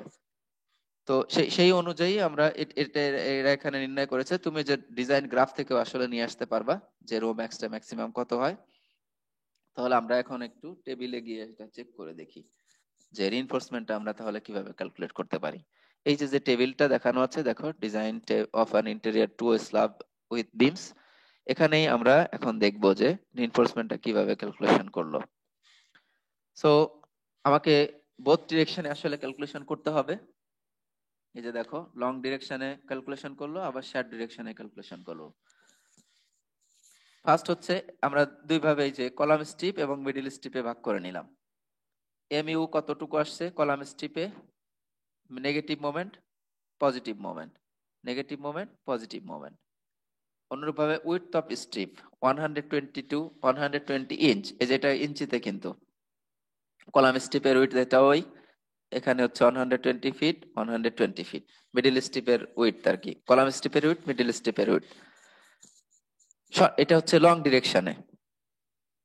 ইফেক্টিভ ডেপথ কত এখানে দেখানো আছে, দেখো এটা হচ্ছে 6 ইঞ্চ, অথচ শর্ট ডিরেকশন ইফেক্টিভ ডেপথ দেখানো হচ্ছে 5.5 ইঞ্চ। তো এটা আসলে contradictory two what I said earlier. আমি শুরুতেই বলেছি যে বিম সাপোর্টের স্ল্যাবেও আমরা মেইন কার্ভেচার বেশি আসে আসলে শর্ট ডিরেকশনে, এবং মেইন রিইনফোর্সমেন্ট সেই শর্ট ডিরেকশনে দিব। কিন্তু এখানে যেটা বলা হচ্ছে দেখো তার উল্টা, লং ডিরেকশনেরটা ইফেক্টিভ ডেপথ বেশি। তার মানে লং ডিরেকশনের রিইনফোর্সমেন্ট আসলে বটমে আছে পজিটিভ জোনে, আর টপে আছে নেগেটিভ জোনে। কিন্তু না, এটা আসলে ভুল করা হয়েছে। তোমরা নিলসন উইন্টারের বই যদি দেখো, আমরা সেকেন্ড এক্সাম্পল যেটা দেখবো সেটাতে আবার উল্টাটা করা আছে। শর্ট ডিরেকশনেরটাই আমরা পজিটিভ জোনে, পজিটিভ বেন্ডিং জোনে নিচে এবং নেগেটিভ বেন্ডিং জোনে টপে দিব। তাহলে শর্ট ডিরেকশনের রিইনফোর্সমেন্টেরই আসলে ইফেক্টিভ ডেপথ বেশি থাকবে। ঠিক আছে, এখানে যেটা করা হয়েছে আমি বলবো এটা রং, মানে আমার আন্ডারস্ট্যান্ডিং এও। তো তাহলে এখানে যেভাবে আছে আমরা দেখে যাই, কিন্তু তোমরা যখন করবে অবশ্যই উল্টা করবা। এইটা আসলে সুইচ করে এখানে যাবে আর এখানে যাবে, ঠিক আছে, যেখানে এরকম আছে উল্টাটা হবে আর কি। এখানে 5.5 আর এখানে হবে 6। এনিওয়ে আমরা কন্টিনিউ করি। তাহলে ইফেক্টিভ ডেপথ আমরা এখানে পেয়ে গেলাম। আর R u equal to M you divided by BD square, এটা তো আমরা জানি already. M u equal to হচ্ছে আর বি ডি স্কোয়ার। তাহলে আর এখানে যে phi rho F F C J K কি কি জন্য আসে, সেই ফর্মুলা দিয়ে নির্ণয় করা হয়েছে। আমার ফর্মুলা মুখস্থ নেই। স্টিল রেশিও রো, আমরা যেহেতু এই R U divided R equal to M you divided by BD square, এই যে এখন আর ইউ এর যে ইকুয়েশন, সেই ইকুয়েশনে আমি একটু লিখতে চাই। সরি, আমি একটু বই দেখে লিখবো, তাহলে আমাদের বুঝতে সহজ হবে। আর এর এক্সাক্ট ভ্যালু আমার মুখস্থ ইকুয়েশন মনে নেই, বাট আমি একটু দেখে লিখতে চাই এখানে।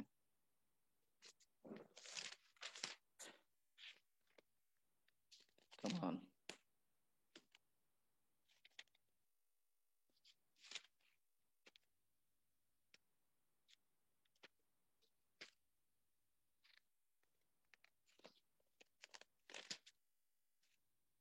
প্রয়োজনের সময় হাতের কাছে পাওয়া মুশকিল।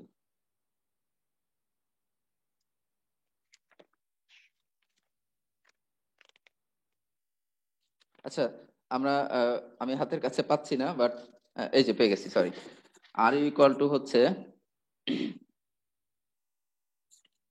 ফি rho F Y times 1 minus, আমি একটু নিচে লিখি, এখানে এখানে লিখি 0.59 rho F Y divided by F prime C. এই যে কমপ্লেক্স ইকুয়েশন আছে, এটা হচ্ছে ফি আর কি। তো এখান থেকে তুমি এটা রো দেখো দুই জায়গায় আছে। আলটিমেটলি এখানে আমি আর ইউ থেকে আসলে আর ইউ এর ভ্যালু যখন পেয়ে গেলাম, তখন আর ইউ থেকে এই ইকুয়েশন ব্যবহার করে আমি রো এর ভ্যালুটা বের করব। তো রো এটা তুমি এই যে বাইলিনিয়ার ইকুয়েশন সলভ করলেও আসবে, মানে কোয়াড্রেটিক ইকুয়েশন সলভ করলেও পাবা তার রুট আকারে, অথবা তুমি গ্রাফ থেকেও কিন্তু এই আর ইউ এর ভ্যালু, আমি আগের ক্লাসেও দেখিয়েছি, সেখান থেকে কিন্তু স্টিল রেশিও রোটা নির্ণয় করে নিয়ে আসতে পারবা। আমি বারবার সুইচ করে দেখাতে চাচ্ছি না, তোমাদের এই গ্রাফ কিন্তু দেখাইছি। এসিআই তোমার টেবিল অলরেডি দেওয়া আছে যে রো এর রো বিভিন্ন থিকনেসের জন্য, বিভিন্ন ম্যাটেরিয়াল স্ট্রেংথের জন্য কিভাবে ভ্যারি করবে। সেখান থেকে আমি রোটা ক্যালকুলেশন করে নিয়ে আসতে পারবো। তো এই এক্সাম্পলের জন্য আমরা এখানে পেয়ে গেলাম, এই যে যেমন কলাম স্টিপের যে মোমেন্ট, তার জন্য রো এর ভ্যালু হচ্ছে 0.016। আর এই মিডিল স্টিপ কলাম স্টিপের নেগেটিভ পজিটিভ মোমেন্ট যেটা, সেটার জন্য এখানে লেখা আছে লো। তার মানে কি, লো মানে হচ্ছে আমার যে টেম্পারেচার যে রিইনফোর্সমেন্ট, সেটার চেয়েও যদি কম হয়ে যায় তখন এখানে লো লেখা আছে, লো লো লো লেখা আছে আর কি। তো তার মানে তুমি এখানে লো না লিখে জাস্ট ডিরেক্টলি যা আসে তাই ক্যালকুলেট করো, তোমাকে আলটিমেটলি কিন্তু মিনিমাম যে টেম্পারেচার বা শ্রিঙ্কেজ রিইনফোর্সমেন্ট, টেম্পারেচার আর শ্রিঙ্কেজ রিইনফোর্সমেন্ট, সেটা তো অবশ্যই ক্যালকুলেট করে চেক করে দেখতে হবে যে মিনিমাম আমি এইটুকু রিইনফোর্সমেন্ট প্রোভাইড করছি কিনা। তো তাহলে এস রো যখন জেনে গেলে তার সাথে বিডি গুণ করলে এস পেয়ে যাচ্ছ।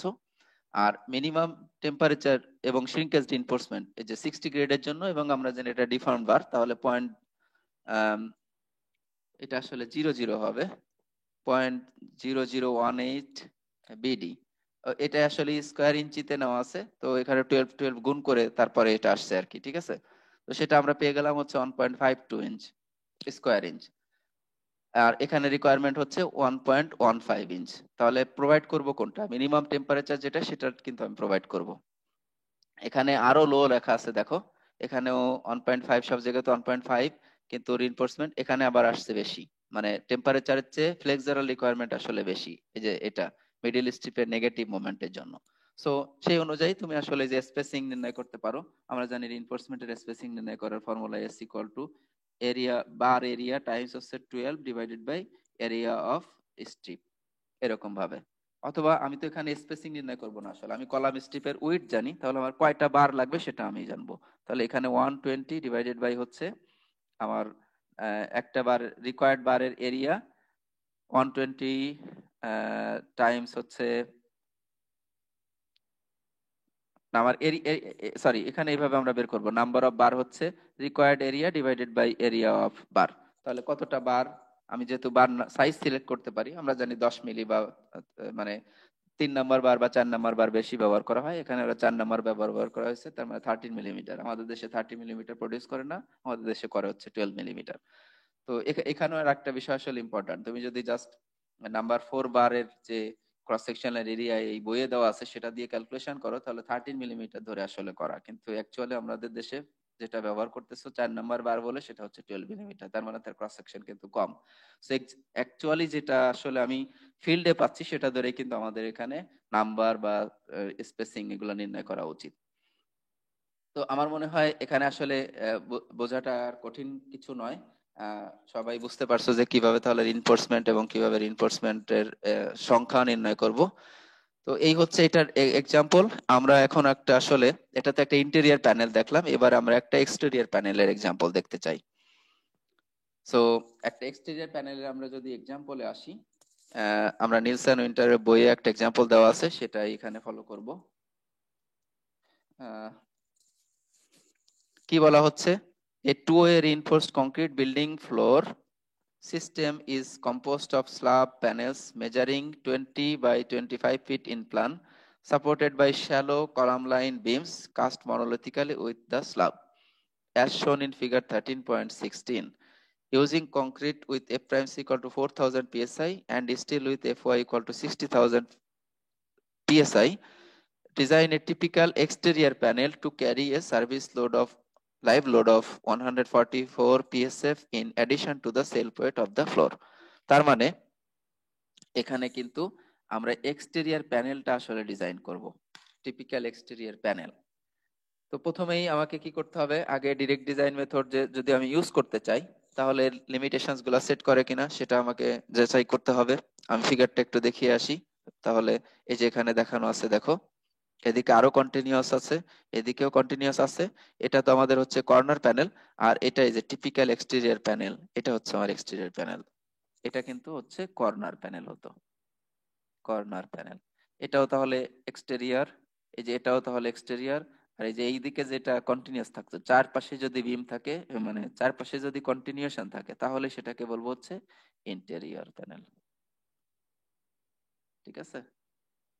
তো এই হচ্ছে আমাদের প্যানেল, যেটা আমাদের আসলে বেসিক্যালি ডিজাইন করতে হবে, ইন্টেরিয়র টিপিক্যাল এক্সটেরিয়র প্যানেল। তো এটার এই ডিরেকশনে স্প্যান হচ্ছে 20 ফিট, আর অপর ডিরেকশনে স্প্যান হচ্ছে 24 ফিট সম্ভবত, হ্যাঁ 25 ফিট। এই ডিরেকশনে হচ্ছে 25 feet long ডিরেকশনে।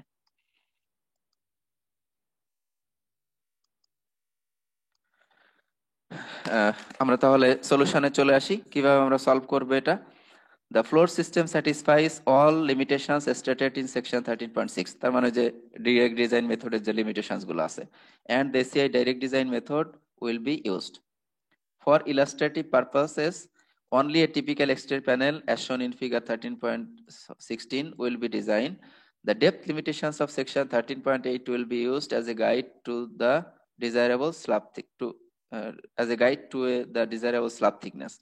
To use equation 13.8a and 13.8b, ওই যে আমরা আগের এক্সাম্পলটা তো যে ইকুয়েশন গুলো দেখলাম, এটা নিলসন উইন্টারের বইয়ের রেফারেন্স দেওয়া, মানে ফিগার বা table number, equation number. A trial value of h equal to 7 inch will be introduced and the beam dimensions 14 by 20 inch will be assumed. খেয়াল করো, আমি কিন্তু স্ল্যাব ডিজাইনের আগে স্ল্যাবের থিকনেসও জানি না, বিমের সাইজও জানি না, ঠিক আছে?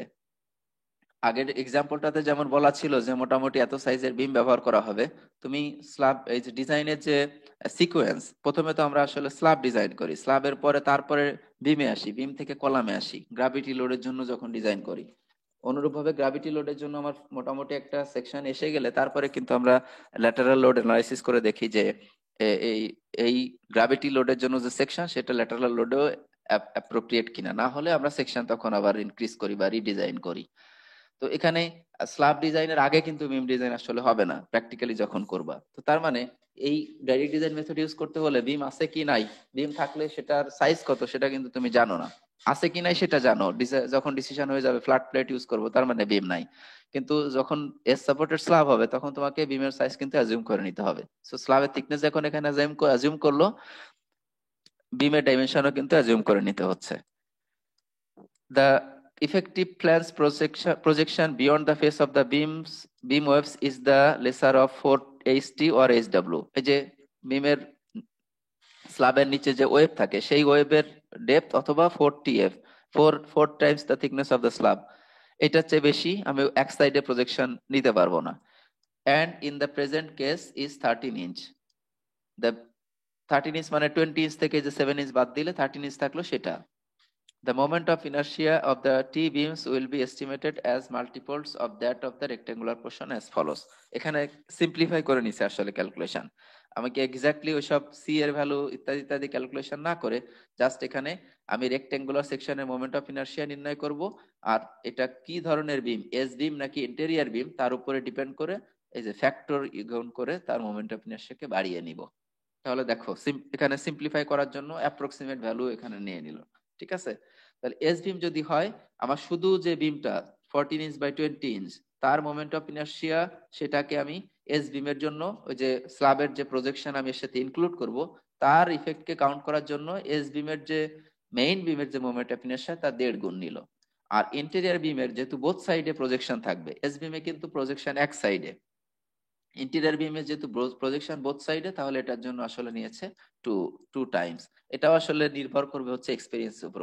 তুমি যখন এক্সপেরিয়েন্সড ইঞ্জিনিয়ার হয়ে যাবা তখন মোটামুটি আইডিয়া হয়ে যাবে যে কত কত গুণ নেওয়া যেতে পারে, ঠিক আছে? এটা কি 1.25 নিব নাকি 1.5 নিব, এটা তখন এক্সপেরিয়েন্স থেকে চলে আসবে। অনুরূপভাবে স্ল্যাবের জন্য দেখো, ফর স্ল্যাবস এটা তো আর মাল্টিপ্লিকেশন করার প্রয়োজন নাই, স্ল্যাব তো শুধু স্ল্যাবের পার্ট, স্ল্যাবে তো আর বিমের পার্ট আসবে না। ফর 13.1 ফিট এজ উইথ, এই এক্সটেরিয়র প্যানেলের জন্য, এই যে এক্সটেরিয়র প্যানেলের জন্য আমি দেখো এটাকে যদি শুধু মিডল স্প্যান বরাবর ভাগ করে ফেলি তাহলে এজ এর জন্য আমি আসলে এতটুকুকে ইফেক্টিভ ধরবো, তার মানে স্প্যানের জাস্ট হাফ, টোটাল স্প্যানের হাফ। আবার ইন্টেরিয়র বিমের জন্য এ পাশের হাফ প্লাস এ পাশের হাফ, এই মিলিয়ে কিন্তু টোটালটা আসবে। আবার এই ডিরেকশনে যখন ক্যালকুলেশন করব তাহলে এই পাশের হাফ এই পাশের হাফ আসবে, এইটার জন্য যখন ক্যালকুলেশন করব ডান এই উপরের পাশের হাফ নিচের পাশের হাফ এভাবে আসবে। তাহলে এক্সটেরিয়র এজের জন্য কিন্তু জাস্ট টোটাল যে স্প্যান তার হাফ আসতেছে, সেটা নিয়ে ক্যালকুলেশন করছে, এখানে সেইভাবে দেখানো হচ্ছে আর কি, ঠিক আছে? দেখো তাহলে এই যে ফর এস 13.1 ফিট, 25 ফিটের এর থেকে আবার যে বিমেরটা বাদ দেওয়া হয়েছে সেই অনুযায়ী যেটা আসলো, বিমেরটা যোগ করা হয়েছে, সরি। 25 ফিটের অর্ধেক হচ্ছে 12.5 ফিট, তার সাথে আবার এই যে বিমের যে উইডথ সেটা কিন্তু এখানে যোগ করে বিমের হাফ উইডথ যোগ করে আসলে এই 13.1 ফিট এটা নেওয়া হলো। অনুরূপভাবে 24 ফিট ইন্টেরিয়র স্প্যান, আবার 25 ফিট ইন্টেরিয়র স্প্যানের জন্য স্ল্যাবের মোমেন্ট অফ ইনার্শিয়া, এবং এইগুলা নিয়ে আসলে আমাকে এভারেজ করতে হচ্ছে। দেখো, thus for an S beam of for S beam alpha F equal to S বিমের জন্য, এস বিমের জন্য যে বিমের moment of inertia divided by S এর স্ল্যাবের মোমেন্ট অফ ইনার্শিয়া, এখানে সেটাই করেছে দেখো, 14,000 এস বিমের জন্য তাকে এই এজ এজ এর যে স্ল্যাব সেটা দিয়ে ভাগ করেছে, তাহলে এস বিমের জন্য আলফা এফ পেলাম। অনুরূপভাবে ইন্টেরিয়ার ডিরেকশনে শর্ট, ইন্টেরিয়ারের শর্ট লং স্প্যান ডিরেকশনে আলফা এফ পাবো, অনুরূপভাবে ইন্টেরিয়ার শর্ট স্প্যানের জন্য আলফা এফ পাবো। তো এই তিনটা আলফা এফ পেয়ে গেলাম আমরা। একটা হচ্ছে এস সাইটের জন্য, এস বিমের জন্য, আর একটা হচ্ছে interior beam but long direction, আর একটা হচ্ছে interior beam but short direction. তাহলে তিনটা পেয়ে গেলাম, যেটা থেকে আমি অ্যাভারেজ করে পাবো হচ্ছে, জাস্ট তিনটা যোগ করে 3 দিয়ে ভাগ করে দাও, তাহলে আলফা এফ এম পেয়ে গেলাম 2.7। তাহলে আলফা এফ এম যখন আমি পেয়ে গেছি, আর এর সাথে লাগবে আমার হচ্ছে বেটা এর ভ্যালু, যেটা হচ্ছে L2 ডিভাইডেড বাই L1। তার মানে এখানে অবশ্যই বেটাটা এমন ভাবে নিব, L2টা এমন ভাবে হবে যেটা আসলে বড় ডিরেকশনের জন্যই, L2টা হচ্ছে বড় লং স্প্যান এক কথায়, তাহলে যেন এই বেটা এর ভ্যালুটা একের চেয়ে বেশি আসে, remember. Then the minimum thickness is not to be less than that given by equation 13.18। তার মানে আমরা এই যে নিলসন উইন্টারের বইয়ে যে লিমিটেশন গুলা দেওয়া আছে, স্ল্যাবের ডেপথ লিমিটেশন কত, আলফা এফ এম এর ভ্যালু আমার কি 0.2 এর চেয়ে বেশি, আলফা এফ এম এর ভ্যালু আমার আসলে বেসিক্যালি কত এখানে, আলফা এফ এম হচ্ছে 2.7। তাহলে আমার কোন ক্রাইটেরিয়া আসলে স্যাটিসফাই করে এখানে দেখো, আলফা এফ এম এর ভ্যালু যদি alpha fm greater than 0.2 but not less, sorry, greater than 0.2 but not greater than 2, তাহলে আমি এই ইকুয়েশন ব্যবহার করব। আর যদি 2 এর চেয়ে বেশি হয় এটা ব্যবহার করব। আমাদের আসছে হচ্ছে 2.71, তাই না, 2.7। তার মানে আমাকে এই যে ইকুয়েশন এটাই ব্যবহার করতে হবে, এই ইকুয়েশনটাই ব্যবহার করতে হবে। তো সেটাই আমি ব্যবহার করলাম, এবং এটা অবশ্যই 3.5 ইঞ্চের চেয়ে কম হতে পারবে না। তো দেখি ওই ইকুয়েশন ব্যবহার করে আমার থিকনেস আসলো হচ্ছে 6.363 ইঞ্চ, যেটা অবশ্যই 3.5 ইঞ্চের চেয়ে বেশি হতে হবে। সো এটাকে রাউন্ড আপ করে তুমি এটাকে করে ফেলো 7 ইঞ্চ। তাহলে আমরা ইফেক্টিভ ডেপথ এখন একটু ক্যালকুলেশন করে নেই। ফরে সরি, ইফেক্টিভ ডেপথ না, আমরা তাহলে এখন স্ল্যাব থিকনেস যখন আমি পেয়ে গেলাম, তখন ইউনিফর্মলি ডিস্ট্রিবিউটেড লোড কত সেটা ক্যালকুলেশন করব ফেলবো। For a 7 inch slab the dead load is 88 psf, and আমরা যদি লোড ফ্যাক্টর ইউজ করি, ডেড লোড তো দেওয়া পেয়ে গেলাম আর লাইভ লোড দেওয়া ছিল 144 psf, তাহলে আমরা ultimately uniformly distributed factor load q পেয়ে গেলাম। এরপর আমরা স্ট্যাটিক্যাল মোমেন্ট নির্ণয় করব বোথ ডিরেকশনে, শর্ট ডিরেকশনে লং ডিরেকশনে দুইটাতেই। ফার্স্ট হচ্ছে শর্ট ডিরেকশনেরটা নির্ণয় করলো। শর্ট ডিরেকশনের মোমেন্ট এই দেখো, স্প্যান হচ্ছে 20 ফিট থেকে যে দুই পাশে সেন্টার টু বিমের সেন্টার থেকে যে ডিসটেন্স সেটা বাদ দিয়েছে, তাহলে ক্লিয়ার স্প্যান আমি পেয়ে গেলাম কলামের ফেস থেকে, কলামের ফেস আসলে বিমের ফেস না, পেয়ে গেলাম হচ্ছে এটার শর্ট ডিরেকশনে স্ট্যাটিক মোমেন্ট। এবং শর্ট ডিরেকশনে স্ট্যাটিক মোমেন্টের কতটুকু নেগেটিভ মোমেন্ট হবে কতটুকু পজিটিভ মোমেন্ট হবে আমরা সেভাবে ডিস্ট্রিবিউট করব। এখন দেখি আমরা শর্ট ডিরেকশন আসলে কোন কোন দিকে, শর্ট ডিরেকশনটা কোন দিকে, শর্ট ডিরেকশন হচ্ছে, কাম অন, কম্পিউটার হ্যাং করেছে। হ্যাঁ, শর্ট ডিরেকশন হচ্ছে এই দিকে। আমি তাহলে মোমেন্ট ক্যালকুলেশন করছি কিন্তু এই দিকে, তাহলে এদিকের এই এন্ড সাপোর্ট গুলা কিরকম, কন্টিনিউয়াস নাকি ডিসকন্টিনিউয়াস, দেখো কন্টিনিউয়াস কিন্তু, অথচ লং ডিরেকশনে যখন ক্যালকুলেশন করব তখন কিন্তু লেফট সাইড হচ্ছে ডিসকন্টিনিউয়াস আর রাইট সাইড হচ্ছে কন্টিনিউয়াস। এটা রিমেম্বার, একটু ভাবতে হবে। দেখো শর্ট ডিরেকশনে যখন মোমেন্ট ক্যালকুলেশন করছি, তার মানে আপ এন্ড ডাউন ডিরেকশনে, তাহলে এর লোয়ার সাইডও কিন্তু দেখো বিমের দিয়ে অপর পাশে প্যানেল আছে, বিমের বিম এবং প্যানেল, তাহলে এই পাশেও কন্টিনিউয়াস, আবার অপর সাইডও কিন্তু কন্টিনিউয়াস, বোথ সাইডে কিন্তু কন্টিনিউয়াস। তো তাহলে যদি বোথ সাইড কন্টিনিউয়াস হয়, তাহলে আমরা জানি যে টোটাল স্ট্যাটিক্যাল মোমেন্টে 65% যায় নেগেটিভ মোমেন্টে, আর রিমেইনিং 35% যায় হচ্ছে পজিটিভ মোমেন্টে। তো তাহলে শর্ট ডিরেকশন আমি নেগেটিভ পজিটিভ মোমেন্ট পেয়ে গেলাম। এখন এই মোমেন্টের কতটুকু নেগেটিভ মোমেন্টে কতটুকু কলাম স্টিপে যাবে, তার আর কতটুকু মিডল স্টিপে যাবে, আবার কলাম স্টিপের কতটুকু মোমেন্ট বিম ক্যারি করবে, সেটা আমরা এখন নির্ণয় করব। তো নির্ণয় করে ফেলি।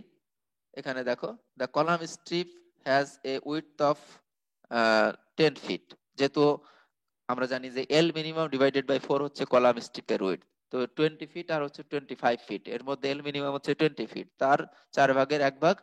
কিন্তু কলাম স্ট্রিপ তো আমার বোথ সাইডে থাকবে, এই পাশে হাফ আর ওই পাশে হাফ, এই মিলিয়ে মোট দুই পাশের টা মিলিয়ে কিন্তু মোট কলাম স্ট্রিপের উইডথ হবে, টোটাল কলাম স্ট্রিপ আর কি।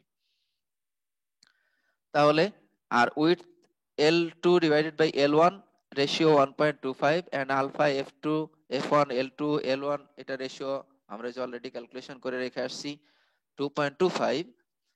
Graph A4 of Appendix A indicates that 68% of the negative reinforcement, negative moment or 163 feet keep is taken by the column strip.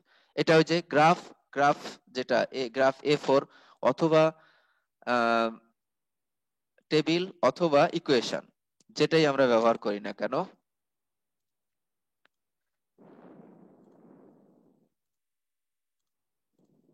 হ্যাঁ এই যে এই টেবিল 13.4 অথবা গ্রাফ A4 যেটাই ব্যবহার করো, এখান থেকে আমরা আসলে রিইনফোর্সমেন্ট রেশিও পেয়ে যাব।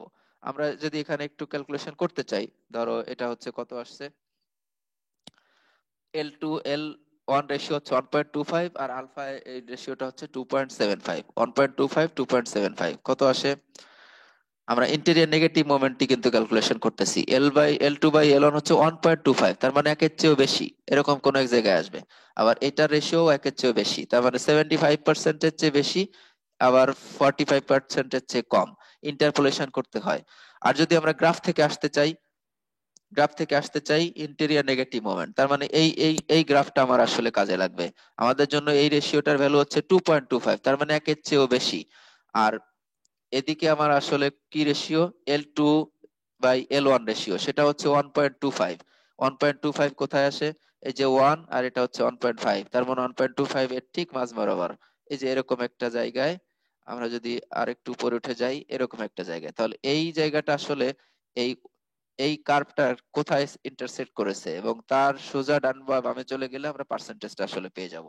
তাহলে আমি একটু যদি রিড করতে চাই, এখানে আমরা যদি রিড করতে চাই, দেখো এইবার আবার চলে আসলাম, আলফা এই যে এই রেশিওটা আমার 2.5, তার মানে একের চেয়ে বেশি, তাহলে আমাকে এই কার্ভে যেখানে গিয়ে ইন্টারসেক্ট করলো সেটা দিয়ে হয় ডানে অথবা বামে চলে যাও, তাহলে দেখো কত আসে, মোটামুটি 70% এর চেয়ে কম, 69% এখানে হয়তো আসবে। তো এভাবে আমরা কলাম স্ট্রিপের কতটুকু মোমেন্ট আসবে সেটা ক্যালকুলেশন করে ফেললাম, এবং এখানে দেখো ওরা 68% নিয়েছে, ঠিক আছে। আর যেহেতু alpha F one L2 divide by L1 এর ভ্যালু একের চেয়ে বেশি, এখানে 2.75 একের চেয়ে বেশি, তাহলে ওর কিন্তু কলাম স্ট্রিপের যে মোমেন্ট তার 85% এটা হচ্ছে বিম নিয়ে নিবে, আর যে রিমেইনিং পার্টটা থাকবে 15% সেটা নিবে হচ্ছে কলাম স্ট্রিপের স্ল্যাব, ঠিক আছে। আর তাহলে টোটাল নেগেটিভ মোমেন্টে 68% নিয়ে গেল কলাম স্ট্রিপ, আর তাহলে বাকি 32%, তার মানে যে এই দেখো 78 feet which is allotted to the middle strip, ঠিক আছে। তো এভাবে আমরা এই মিডল স্ট্রিপেরও আবার কতটুকু স্ল্যাব স্ট্রিপে বিম নিবে আর কতটুকু কত, সরি পজিটিভ মোমেন্টের আসলে ভুল বলছি, পজিটিভ মোমেন্টের আসলে কতটুকু কলাম স্ট্রিপের বিম নিবে আর কতটুকু কলাম স্ট্রিপের স্ল্যাব নিবে সেটা আবার ক্যালকুলেশন করা হয়েছে।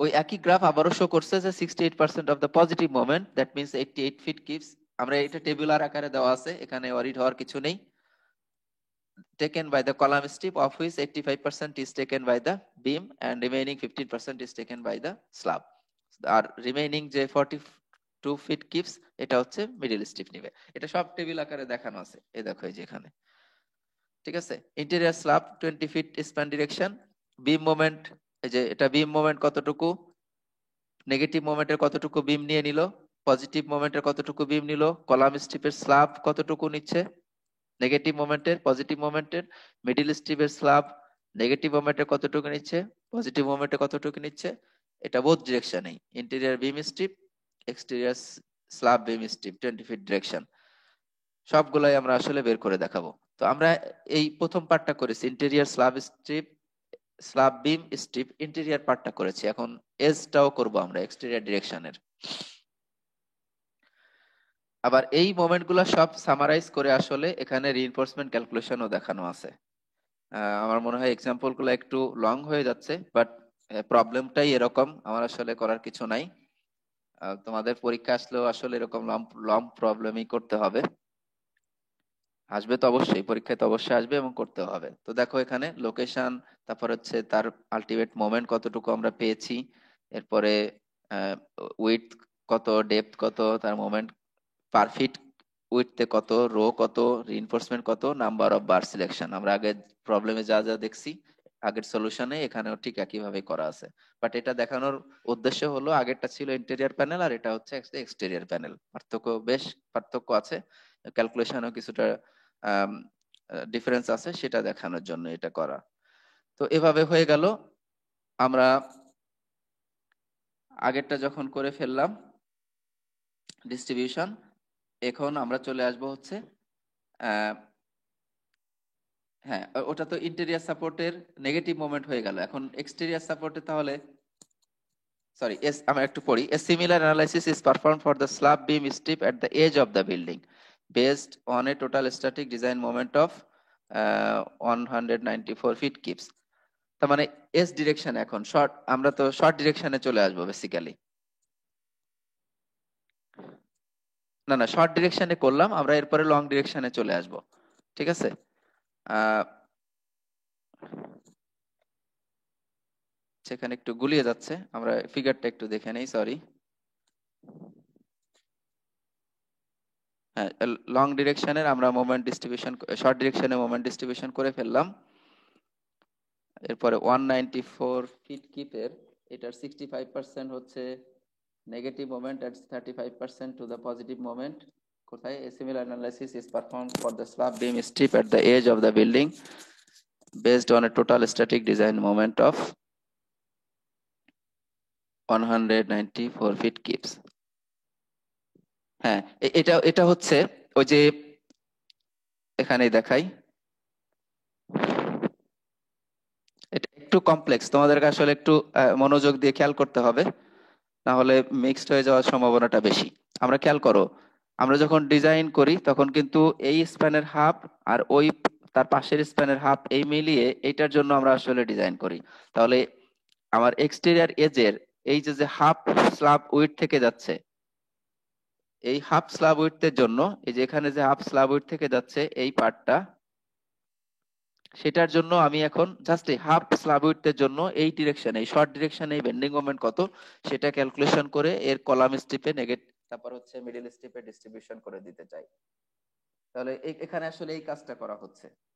একটু ক্রিটিক্যাল, দেখো খেয়াল করে, আমরা যখন স্ল্যাব ডিজাইন করব তখন কিন্তু ডিজাইনে আসতেছে আমার আসলে বেসিক্যালি এই যে এই পার্ট, এই এই যে শেডের যে পার্ট দেখতেছো, যদি আমরা একটা ইন্টেরিয়র স্প্যানের কথা ভাবি, এই পার্টটা আসলে আমরা দিচ্ছি। তার মানে এই পাশের স্প্যানের হাফ আবার ডান পাশের স্প্যানের হাফ। তাহলে আমার এটা হচ্ছে একটা ইন্টেরিয়র স্প্যান গেল বা ইন্টেরিয়র প্যানেল গেল, কিন্তু এক্সটেরিয়র এজে এই যে যে প্যানেলটা থাকলো সেটার মোমেন্ট আমরা ডিফারেন্ট ডিফারেন্ট হয় কিনা সেটা ক্যালকুলেশন করে ডিস্ট্রিবিউট করতে হবে। তো এখানে আসলে সেটাই করা হচ্ছে।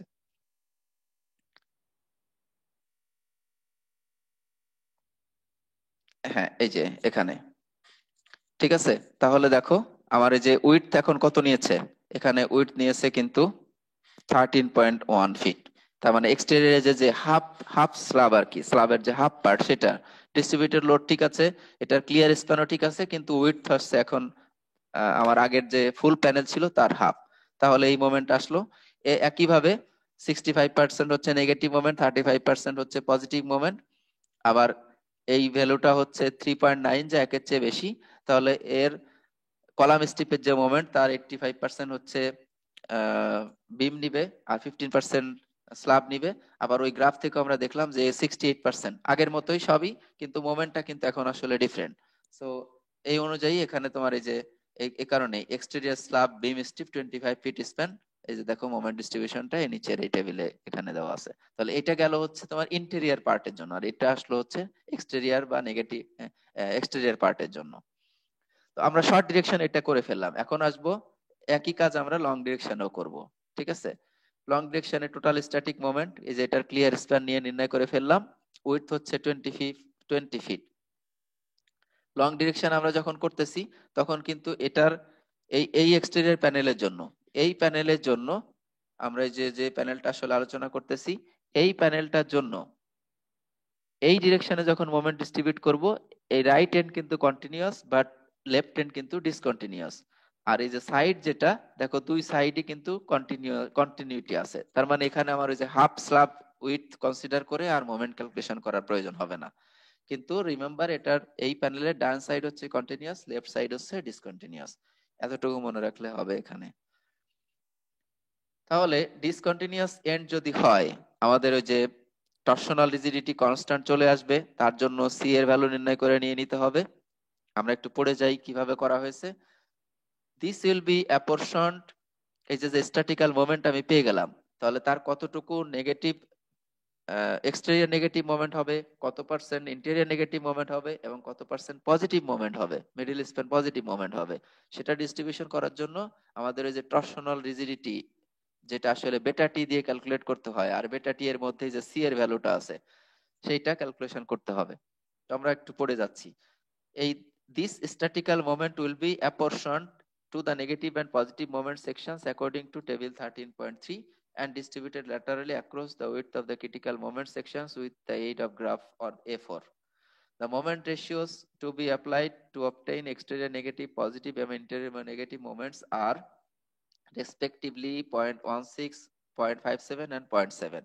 আমরা যদি ওখানে গিয়ে দেখে আসতে চাই কত পার্সেন্ট যাবে, এই যে টেবিল 13.3, স্ল্যাব উইদাউট বিমস আমাদের হচ্ছে এইটা, না সরি, স্ল্যাব উইথ বিমস আর কি, slab with beams between all supports. দেখো exterior interior negative moment 70%, positive moment 57%, exterior negative moment 16%। Exactly এটাই আমাদের এখানে নেওয়া হয়েছে। 16 exterior negative moment, positive moment 57, আর হচ্ছে ইন্টেরিয়র নেগেটিভ মোমেন্ট 70%। আর এই the torsional constant for the S beam is found from equation, এই যে এই ইকুয়েশনটাই আসলে 13.6 for 14 times 20 inch rectangular shape with a 7 times 13 inch projecting flange। তো তাহলে এর থেকে সি এর ভ্যালু কিভাবে ক্যালকুলেট করতে হয়, আমরা যে ইকুয়েশনও দেওয়া আছে, আগের ক্লাসে তোমাদের দেখিয়েছি, সেখান থেকে আমরা নিয়ে আসতে পারি। তাহলে সি এর ভ্যালু পেয়ে গেলাম, এই যে এটা 11,210 with L2 divided by L1 ratio 0.80, alpha F2 divide L2 alpha F1 L2 divided by L1 Times হচ্ছে, তাহলে এটা চলে আসলো আমার 2.2, তার মানে সেটা কিন্তু একের চেয়ে বেশি।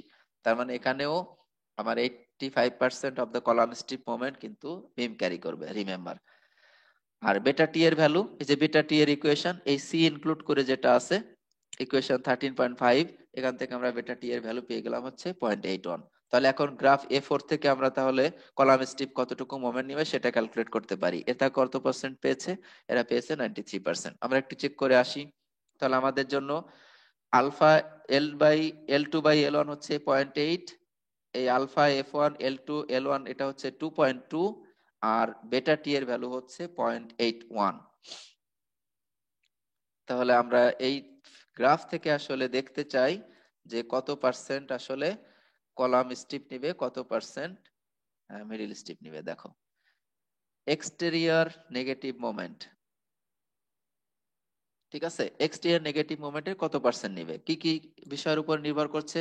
আমার বেটা টি এর ভ্যালু ছিল 2.5 এর চেয়ে কত কত ছিল বেটা টি এর ভ্যালু, বেটা টি এর ভ্যালু হচ্ছে 0.81, বেটা টি এর ভ্যালু হচ্ছে 0.81। তাহলে এই গ্রাফ থেকে আমি বেটা টি এর ভ্যালু 0.81 নিব।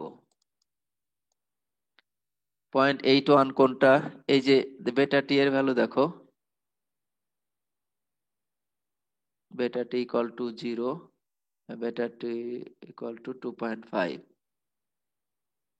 তাহলে এই যে বেটা টি আসলে ডান পাশে দেখানো আছে, দেখো বেটা টি এর ভ্যালু 0.81, মোটামুটি এটা হচ্ছে 0.5 এখানে, 1 হচ্ছে এখানে, তাহলে 0.81 এরকম কোন এক জায়গায় হয়তো আসবে, আমরা বলতে পারি। আমি আরেকটু বড় করে দেখাই, এরকম কোন এক জায়গায় আসলো। আর আলফা, এই যে এই রেশিওটার ভ্যালু আমার আসলে কত আসছে, 2.2, 2.2, তার মানে কিন্তু একের চেয়ে বেশি, তার মানে এই যে এই কার্ভটা আমাকে নিতে হবে। ঠিক আছে, এই কার্ভ নিতে হবে, এখানে ইন্টারসেক্ট করতে হবে। তাহলে আমি শুরু করব কোথা থেকে, সেটার জন্য আমার L2/L1 এর ভ্যালু হচ্ছে 0.8 ছিল, তাহলে এটা হচ্ছে 0.8। এটা 0.5678 এই বরাবর আমাকে উপরে উঠতে হবে। এই বরাবর উপরে উঠে আমি এমন একটা কার্ভ সেট করব যেটাতে alpha F1 L2 divide by L1 এর ভ্যালু হচ্ছে 2.2 এর 2.2। তার মানে এই কার্ভটাই আসলে কন্টিনিউ হয়ে গেছে, দেখো তোমার সবচেয়ে উপরেরটা। এখন এই বরাবর আমি সোজা ডানে চলে যাব। ডানে গিয়ে আমার আহ, এই এটাকে আসলে কোথায় ইন্টারসেক্ট করলো দেখো, 0.8, এই 0.81 এর কার্ভ মোটামুটি এরকম হবে, তাহলে এখানে ইন্টারসেক্ট করলো। এখন আমি আবার যদি ব্যাক করে ফিরে আসি তাহলে কতটুকু হয়, ঠিক আছে দেখো, মানে এইভাবে গেলাম আবার এখান থেকে ইন্টারসেক্ট করে এভাবে ফিরে আসলাম, তাহলে মোটামুটি 83% মতো হয়, নাকি কত হয়? ও না, সরি সরি, আমি ভুল বলেছি, এখানে আসলে আসবো না আমরা, এইখান থেকে যখন এদিকে যাব তখন এই কার্ভে সেট করব, সেট করে আমার এই কার্ভে সোজাসুজি উপরে উঠবো, এরপর আবার এটা দিকে আসলে দেখো এই যে 90 এর উপরে 93%-এর মতো আসে। রিমেম্বার, আমি যখন প্রথমবারে ডান দিকে যাচ্ছি তখন কিন্তু এই ফ্রন্ট ফেসের যে কার্ভ সেটা ইন্টারসেক্ট করে সেই বরাবর সোজা উপরে যাব, গিয়ে আমার এই বেটা টি এর ভ্যালু যে 0.81 সেটার করেসপন্ডিং ভ্যালু কততে গিয়ে ইন্টারসেক্ট করলাম সেই বরাবর বাম দিকে আবার চলে আসবো, আসলে এই যে এটা 100%, এটা 90%, 93 এর মতো এখানে সেট করেছি, ইন্টারসেক্ট করেছি। তাহলে দেখো এখানে সেই 93%ই নিল, ঠিক আছে। দেখো 93% হচ্ছে এক্সট্রা নেগেটিভ মোমেন্ট নিবে, আর 81% অফ দ্য পজিটিভ মোমেন্ট, আর 81% of the interior negative moment, তিনটার জন্য ওরা একবারে করে ফেলেছে ওই গ্রাফ থেকেই। এক্সটেরিয়র নেগেটিভ মোমেন্টে কত পার্সেন্ট, পজিটিভ মোমেন্টে, ইন্টেরিয়র পজিটিভ মোমেন্টের জন্য কত পার্সেন্ট, আর ইন্টেরিয়র নেগেটিভ মোমেন্টের জন্য কত পার্সেন্ট, তিনটাই ওরা ওই গ্রাফ থেকে নির্ণয় করলো। 93, 81 আর 81%। আবার খেয়াল করো, alpha F1 L2 divide by L1 এর ভ্যালু যেহেতু 2.2, তার মানে একের চেয়ে কম, তাহলে কলাম স্ট্রিপের যে মোমেন্ট তার 85% নিবে হচ্ছে বিম, আর রিমেইনিং 15% নিবে হচ্ছে কলাম স্ট্রিপের স্ল্যাব। তো এখানে তাহলে দেখো এক্সটেরিয়র নেগেটিভ মোমেন্টের বিমের মোমেন্ট কত, কলাম স্ট্রিপের স্ল্যাব মোমেন্ট কত, মিডল স্ট্রিপের স্ল্যাব মোমেন্ট, এই যে positive moment, interior negative moment, exterior negative মোমেন্টে কত কত সব এখানে নির্ণয় করার পরে টেবুলার ফর্মে করে ফেললাম। এখানে টেবুলার ফর্মে দেখানো আছে, ক্যালকুলেশনটা কিভাবে করা হয়েছে সেটাও এখানে এক্সপ্লেইন করা আছে, ঠিক আছে। এখন তাহলে আমাদের মোমেন্ট ক্যালকুলেশন যখন হয়ে গেল, মোমেন্ট ক্যালকুলেশন শেষে আমরা এখন রিইনফোর্সমেন্ট নির্ণয় করব। তার জন্য আমাদের ওই আগের যে টেবিল আমরা আগের এক্সাম্পলে দেখলাম সেটাই ব্যবহার করব বেসিক্যালি, বাট এখানে এই যে দুই ডিরেকশনে আসলে আমার যেহেতু ইফেক্টিভ ডেপথ কম বেশি হচ্ছে, এটা একটু ডিফারেন্টলি ক্যালকুলেশন করা আছে। দেখো, ফার্স্ট হচ্ছে আমরা এটার মোমেন্টের জন্য যে ডেপথ দরকার সেটা অ্যাডিকুয়েটলি দেওয়া হচ্ছে কিনা সেটা চেক করেছে। কিভাবে? এই যে ইকুয়েশন দিয়ে দেখো ডেপথ ক্যালকুলেশন করে ফেললো। এখানে এই যে এটাই কিন্তু আর এর ভ্যালু, ঠিক আছে, এই ফি রো বি বাদে এইটুকু হচ্ছে তোমার কিন্তু আর এর ভ্যালু। তার মানে আমি এখন এইরকম ভাবে লিখতে পারতাম, d equal to square root of M you divided by R b লিখতে পারতাম এখানেও। তাহলে আর এর ভ্যালু তুমি ডিরেক্টলি ক্যালকুলেশন করে নিয়ে আসতে, অথবা এখানে ভ্যালুগুলো সব দেওয়া আছে। রো এর ভ্যালু আমরা কত নিব, আসলে ম্যাক্সিমাম যে প্র্যাকটিক্যাল লিমিট, এই যে দেখো 0.005 স্ট্রেইনের জন্য ম্যাক্সিমাম যে প্র্যাকটিক্যাল ম্যাক্সিমাম রিইনফোর্সমেন্ট রেশিও সেটাই এখানে নিয়েছি। তাহলে আমার মিনিমাম ডেপথ কত দরকার হয় আমরা এখানে পেয়ে যাচ্ছি। যদি লং ডিরেকশনের মোমেন্ট নেই তাহলে 2.77 ইঞ্চ, যদি শর্ট ডিরেকশনের মোমেন্ট নেই তাহলে 2.52 ইঞ্চ।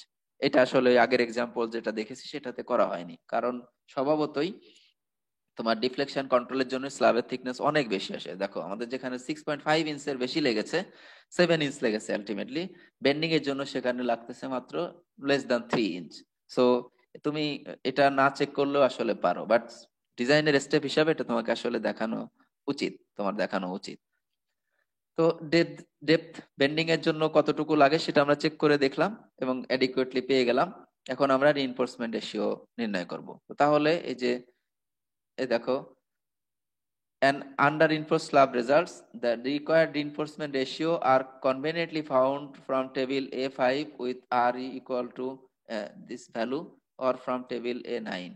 আমরা যে ডিজাইন এইড এর ব্যবহার করতে পারি সেটা এখানে বলা হচ্ছে। তোমাদেরকে গত ক্লাসে আমি ডিজাইন এইড গুলো দেখাইছি। Note that a minimum steel area equal to 0.1008 times the gross concrete area must be provided for control of temperature and shrinkage cracking। তার মানে এই মিনিমাম রিইনফোর্সমেন্ট কিন্তু দিতে হবে। তাহলে for a 12-inch slab strip the corresponding area is 0.0018 times 7 times 12, তার মানে এটা হচ্ছে মিনিমাম রিইনফোর্সমেন্ট এরিয়া। কোনো একটা জায়গাতে বেন্ডিং এর জন্য রিইনফোর্সমেন্ট এরিয়া যদি এর চেয়ে কম হয় তাহলে আমাকে মিনিমাম এই অ্যামাউন্টের রিইনফোর্সমেন্ট কিন্তু দিতেই হবে। Expressed in terms of minimum reinforcement ratio for actual effectiveness, this gives. এখন শর্ট ডিরেকশনে আসলে দেখো ইফেক্টিভ ডেপথ বেশি, আর লং ডিরেকশনে কিন্তু ইফেক্টিভ ডেপথ কম। এই দেখো 25 ফিট ডিরেকশনে ইফেক্টিভ ডেপথ কিন্তু কম, তাহলে এটার মিনিমাম রিইনফোর্সমেন্ট রেশিও কত আসে? এই টেম্পারেচার রিইনফোর্সমেন্ট যেটা আমি প্রোভাইড করব, মানে আমি আসলে রিইনফোর্সমেন্টের কম্পারিজন করতে পারি মিনিমাম রিইনফোর্সমেন্টের সাথে, অথবা মিনিমাম যে টেম্পারেচার রিইনফোর্সমেন্ট সেটার করেসপন্ডিং রিইনফোর্সমেন্ট রেশিও কত তার সাথেও কম্পেয়ার করে দেখতে পারি যে আমার বেন্ডিং এর জন্য যে রিইনফোর্সমেন্ট রেশিও টেম্পারেচারের জন্য যে রিইনফোর্সমেন্ট রেশিও তার চেয়ে বেশি বা কম। কম হলে আমাকে অবশ্যই মিনিমাম রিইনফোর্সমেন্ট রেশিও এটা প্রোভাইড করতে হবে। এই জন্য শর্ট ডিরেকশনে কত আসে আর লং ডিরেকশনে কত আসে, যেহেতু ইফেক্টিভ ডেপথ কম বেশি এই জন্য এটা কিন্তু ডিফারেন্ট। তোমরা এটা ডিজাইনকে সিম্পলিফাই এবং সহজ করার জন্য অ্যাভারেজ ইফেক্টিভ ডেপথ ব্যবহার করতে পারো। 5.5 inch plus 6 divided by 2, 5.75 inch আসবে। সেটা বোথ ডিরেকশনে ব্যবহার করা যায় এবং ইকোনমির জন্য বা ডিজাইন সিম্পলিফিকেশনের জন্য এটা অনেকেই প্র্যাকটিস করে থাকে। So that's allowed to. ঠিক আছে, তাহলে এইভাবে আমরা মিনিমাম রিইনফোর্সমেন্ট রেশিও দিয়ে দেখো এই টেবিলে আসলে সব ধরনের রিইনফোর্সমেন্ট ক্যালকুলেশন করা আছে।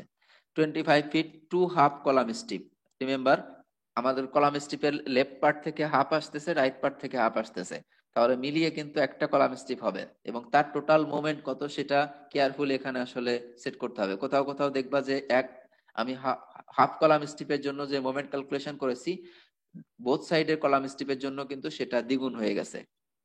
ঠিক আছে, এখানে এটা বুঝতে যদি অসুবিধা হয়, আমার মনে হয় না অসুবিধা হওয়ার কথা, বাট কেয়ারফুল থাকতে হবে।